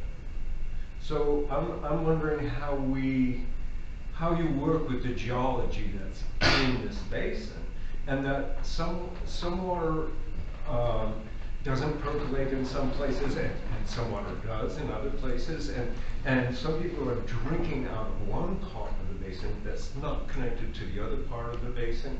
And so, are these people concerned about the sustainability of this piece of basin? And this, particularly pertains to the cost of making your part of the basin sustainable. So I don't know how to include all that, but I think we must look at it in this perspective. Otherwise, we're trying to draw one big picture for something that's really disparate in its nature and how it will be dealt with in making it sustainable, that part or this part. So it's really interesting you raise that. So originally, one of the original agenda items for tonight, but we bumped it, because we wanted to fast track the roadmap. Exactly, but one of the things that was originally on the GSP development plan for tonight was management areas. The term management areas, which is embedded in Sigma. And management areas is a construct within the regulations, it's allowable, where a basin can define these sort of sub-areas that reflect different minimum thresholds and different measurable objectives for various reasons, whether they be hydrogeologic differences, or essentially the way the language is, almost any reason to effectively implement the plan. So it is, that will be included in our sustainability. That will be included as a conversation. This board will have to make a decision about whether they will opt to create management areas, but here's the distinction. And any of you all can feel free to weigh in here, please, and not have it just be me saying this. Here's the distinction, or the important part. While Sigma allows for an acknowledgement of differences, heterogeneity, if you will, in different parts of a basin, and this is really important, like some of these big, huge basins, you're still held accountable to achieve sustainability at an aggregate scale.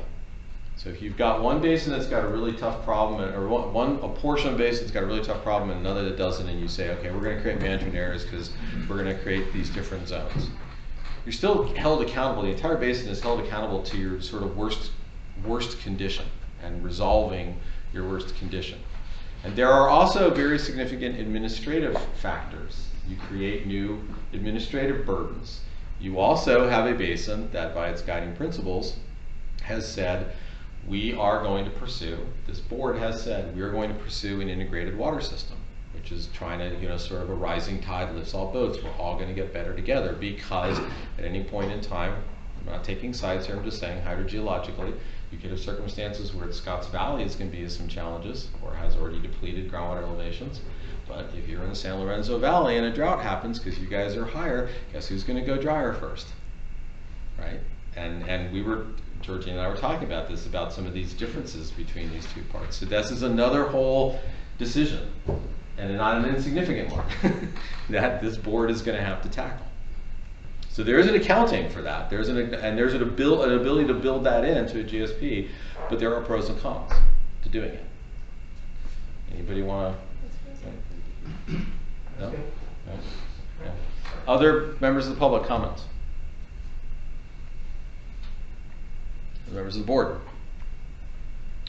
So the working assumption here is we're going to take, we'd like to get in writing what Jeff and Ruth have said.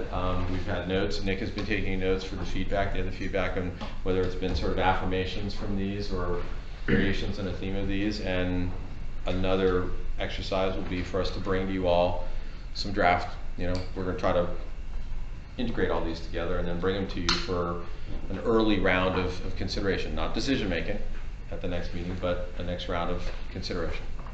Okay? All right. Next. Last thing. Well, last thing on the remember, we're still in the information session only, right? Okay, sustainability indicators. Okay, so there are 6 sustainability indicators, and we've talked, I already mentioned the first 3 there in the lighter blue, and they're mostly related to groundwater levels. There's degraded groundwater quality, and that doesn't rely on groundwater levels, that's groundwater quality. And then there are 2 gray ones over there, land subsidence and seawater intrusion. We're going to talk about those a little bit, because maybe after today we don't have to talk about them again. To tell you a bit about land subsidence. And this is land subsidence that is, it could happen, when the ground just, it sinks. And there are various causes of that.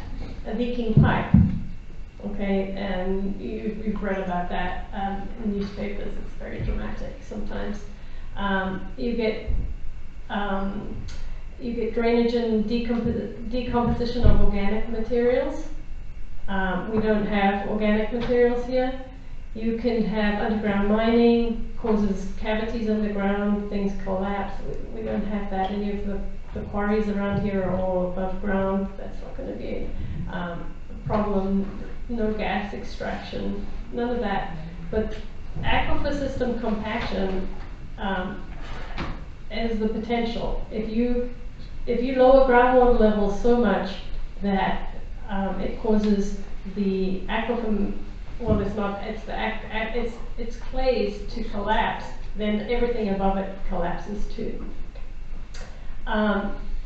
There is some nearby documented land subsidence caused by lowered groundwater levels. This map shows a big part of California already, but you see the Santa Clara Valley Water District area, Santa Clara Valley County. They have documented subsidence. I'm going to show you some slides on that. But you see the big pink area there is the Central Valley subsidence that you hear a lot about in the news. And you may have seen pictures like this where there has been, on the left you see the pole from 1925 to 1977. That is how much subsidence of the ground occurred in this area. It's a huge area, 5,200 square miles. It causes the gravity drained canals to change their elevations, and the water's not flowing the right way. It causes creeks to dry up. And even in the recent drought, on the right-hand side there, you see a USGS scientist holding up a similar sign from what Joe Poland is holding up on the, well, not holding up, standing next to. And over the recent drought, there was several feet of subsidence occurred. But this happens because of geology is susceptible to this. There's this clay called the Corcoran clay, and once they dewatered that, it has caused subsidence above it. And in Santa Clara Valley, what happened there, this is one of their, it's a nice chart that they infographic, I guess they call it, and it's showing the blue line is groundwater levels, the green line with the people on it, that's population, and then the ground surface is subsidence. So it started in 1933. Around that time, you see groundwater levels already falling. Fell about 100 feet. And they do have these clays that are susceptible to subsidence. And population increased, they had to pump more. And then they started implementing some projects. You see the groundwater levels go up there in the 40s. And but population kept increasing. And then from 1950 through 1970, they had 13 feet of subsidence. And they had a big problem, and that's why they put in a lot of recharge facilities to get groundwater back into the ground. Because they had dewatered it about 200 feet. Similar to what's happened here, but there they had, this is called undesirable result for sure. This is really bad, damaging roads, bridges, buildings.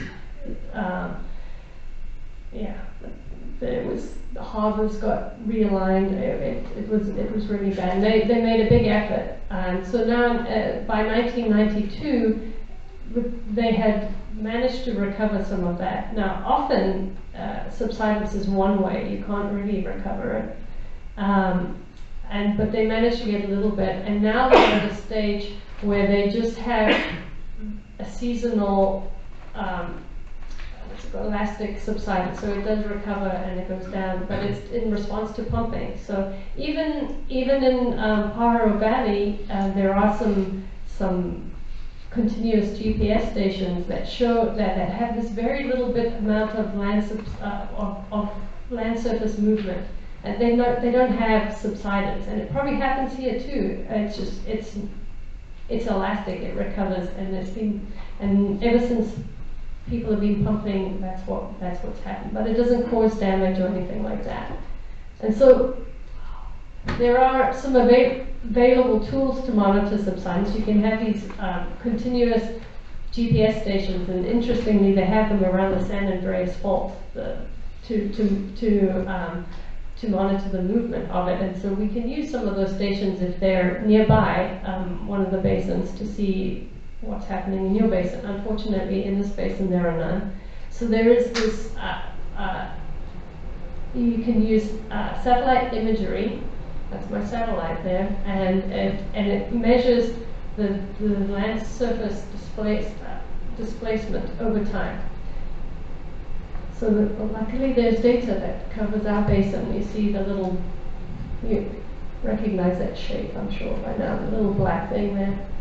And it's showing small amounts of movement, and this is over a period of 1 year. I'm trying to remember, it's like 1915 to 1916. It was from the drought to the end of the drought, so I was trying to find an extreme period. And 2015, yes, 2015 to 2016. And the green that you very advanced satellite. The green you see in yellow is that area of that big Central Valley subsidence. And there are plenty of other areas that of the same color as what Santa Margarita Basin is there.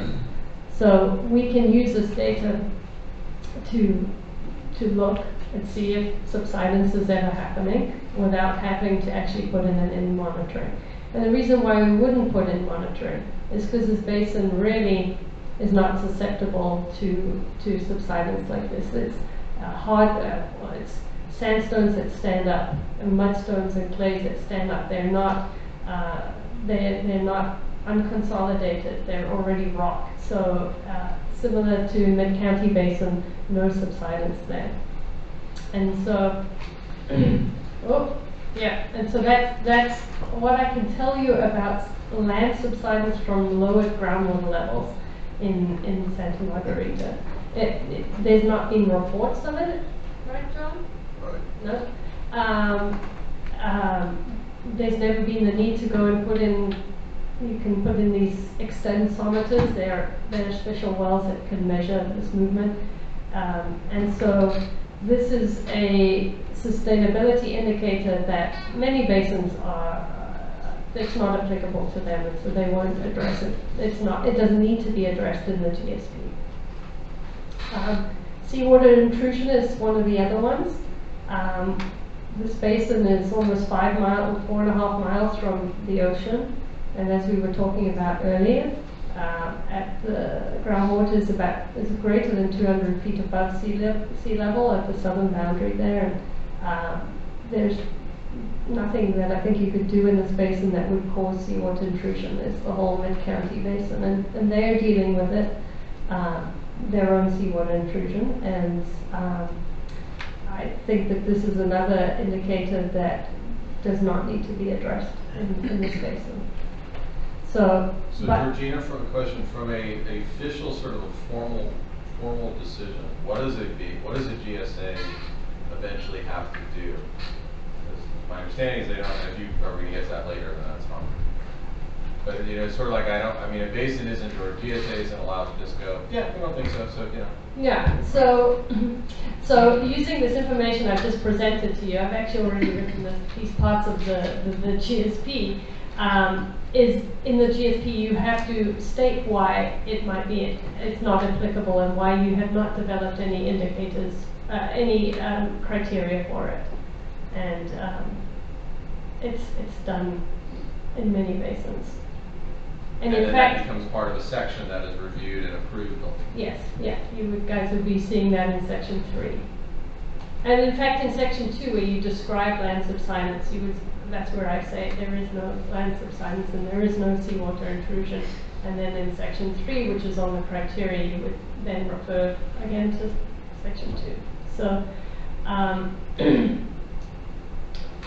yeah, I'm interested to hear what you think about those. Let's go to John. Just a quick one. I have a recollection that in Mid-County, we got some sort of concurrence from the state that we did not have to deal with subsidence. We didn't even have to discuss it. Can you use the mic, John? I'm sorry. No, you still have to, no, it's in the GSP. Okay. Yeah, we do talk But about it. didn't they agree with us that it wasn't an issue in mid-county? Because at one point we talked about doing some monitoring or something, and then No, they just said if we, and it's in the regulations, you just have to document why it's not Okay. applicable. Good. All right, so questions from the board, anything that you want clarified? And I'll check in the public next, but. No. All right, sorry, there was a very triumphant horn blowing here. A call to battle. Okay, members of the public, any questions or comments?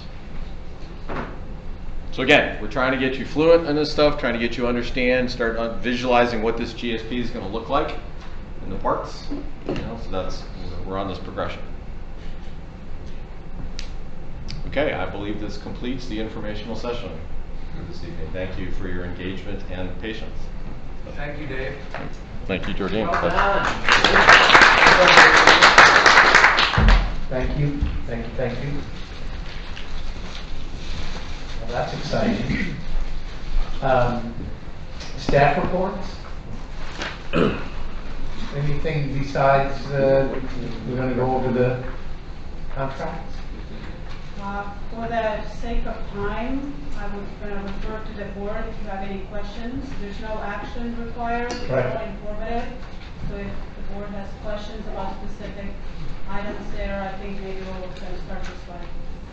Okay. Any? Yes, Lou. I have a question on the letter from Miller Maxfield dated September 13th. It's two things are not clear to me. They talk about a faster than anticipated rate of consumption of their budgeted money, but they don't indicate to what level it went, just that they're asking for more money only 3 months into the fiscal year. So I'm just wondering, you know, they say it was because of these three things, but they don't indicate how it was impacted by those three things. So I think some discussion or some information would be nice to see why they consumed a whole year's worth of budget in 3 months. And the second point is, which is probably more important, it talks about the fact that they basically said we need an additional $1,200. No justification at all for what they're going to do with that $1,200. I think at least we should be told why, or what it is that they're going to be doing with that $1,200 or $12,000. Sorry, $12,000. Again, for sake of trying to make it clear to us why they need it, and so we can make a better decision of either approving it or not approving it. Just clarification, at this point we're not requesting any change orders or any additional money. It's just if we were to continue at this rate, the contract would go over, so very likely we might need to come back with both of those contracts. But at this point, that's not clear yet. They are not out of the budget. There's a $35,000 in the budget for this year. We are way under spending the total, but looking at it just drawing a direct line from where we are now and thinking that we might need them at the elevated level, it will go over 35 by 12,000. It would be, instead of 35, the total would be 47. So it's just early on, and then I'll turn it over to Bill to explain what are those additional items that they have been spending that additional money on. Thank you, Brett. I'm Bill Maxfield. So, I think the prep captured it pretty well. At our current burn rate, if we can continue with this burn rate, we're not going to get where we need to go. And that is largely attributable to some of the unplanned activities which are covered in the memo, such as planning for and supporting the tours that have happened and uprighting a couple of workshops. These are not scoped items. We didn't know that we would be doing these items when we were looked ahead into the fiscal year. So if we were to have additional support in terms of public engagement for workshops that may come up for the rest of the fiscal year, and we're approach those workshops at the same level that we have for workshops that have happened to date, then we're probably going to go over. So, it's really sort of laying a flag down to just say, if we keep at the approaching generating public interest and public engagement, then we're going to be out of scope. I guess I'm still curious as to what involves, where is that $12,000 going? I mean, you say you're talking about projections, but what drove that projection to be in excess of the amount that's already budgeted? I mean, were there more questions from the public? Were there more topics that were added at the last minute? I mean, just some idea of what it is we're spending $12,000 on. Well, we're not spending. Or could be spending. I mean, obviously, you thought we were going to, or you wouldn't have written this letter, right? Well, it's a matter of if we continue at the rate we're at, we would come. I'm estimating. It's an estimate. There's a lot of unknowns here because I don't know. Say next spring, how many public workshops we may want to do, and what is the level of support needed to drive public engagement.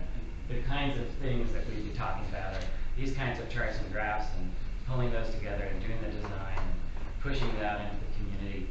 I don't know yet what we might do in the spring. So this was a little bit of a wag in terms of what might we need to do in the future and just preparing people that that might be the case. In terms of what's happened so far in this fiscal year, the basin tours, for example, we participated in the scoping of those tours, the design of the tours, the packets that were created that are used for each of the tours that tell you what's happening on the tour, the graphics that goes with that, and the promotion of the tours. All of those activities were unknown at the beginning of the fiscal year. Unbudgeted. You have no knowledge that you're spending money on those areas. Right? Okay. And one way of addressing that, if the board is very clear that they don't want to go over, we just tell them we cannot use you at the same level, so there will be less promotion and less posters because everybody likes the posters, but we can tell them no more posters this year. I mean, there's a way to handle that. We're not sure we need to go there. We're going to be monitoring it. It was just more of a, if we find it beneficial for the agency to continue that type of public engagement at that level, we most likely will go over. And I think it's fair also to just point out, and working with Dave over time, the concept in the GSP and in Sigma that we have sort of a culture that's started so far with Santa Margarita of really pushing hard on public engagement and raising the profile and trying to bring people in and memorialize the activities that are happening here. That has been basically a choice that's been made.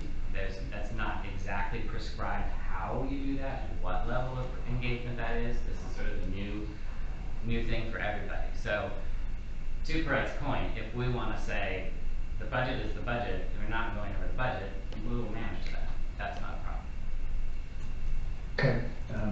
Yeah, definitely appreciate the transparency and the heads up on either the potential or the recommended or the actual out of scope items. And I guess that is kind of a question for the board, whether we want to give that firmer direction to staff at this point or whether we have some time before we have to give that direction. We're still relatively early in the contract. Right. I would think we have a little bit of time here. You can see how maybe you can manage. at 6 month mark, half year to go. Yeah. Okay. Financial report? As a point for Yes. the minutes, should I write that down then that we're going to be re-examining this at 6 month mark? Yeah, great. Okay. Anything about the financial reporting anyone has any questions on? Okay. Communications and outreach report.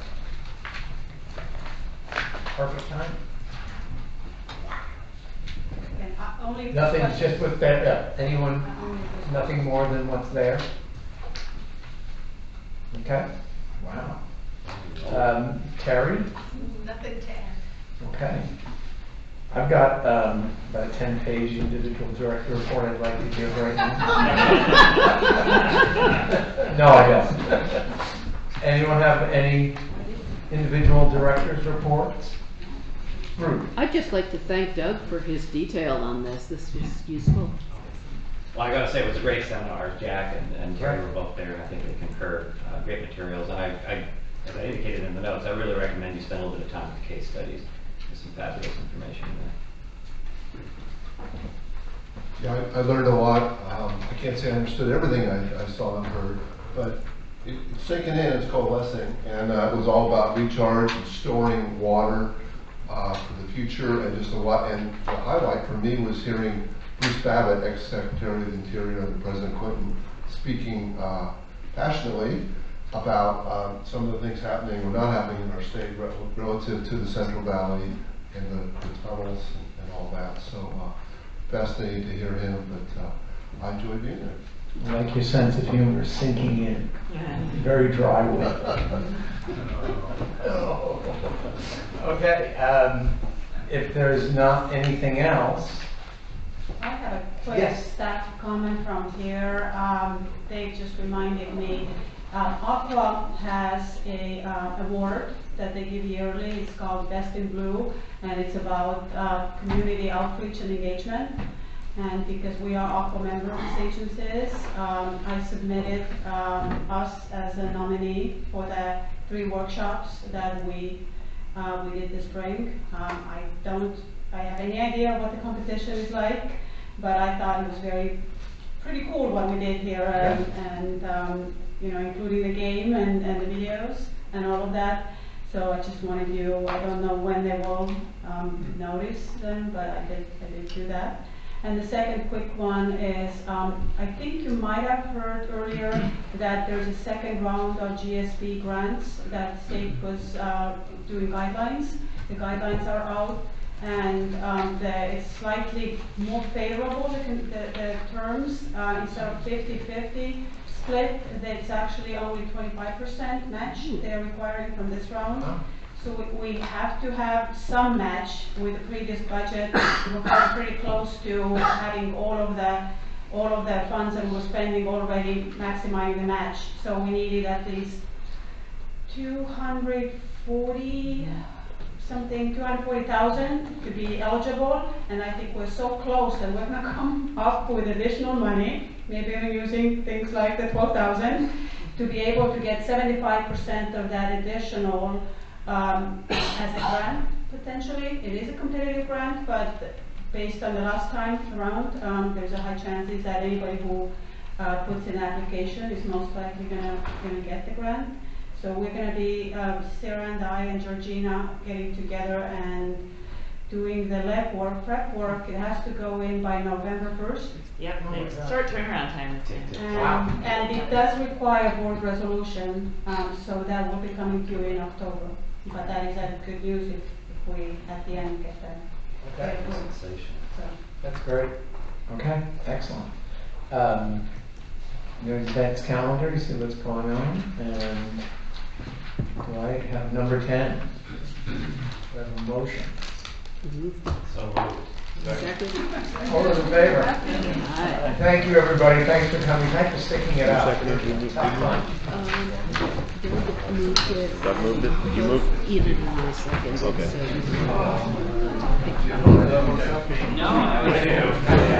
Sit right next to you and you're already on.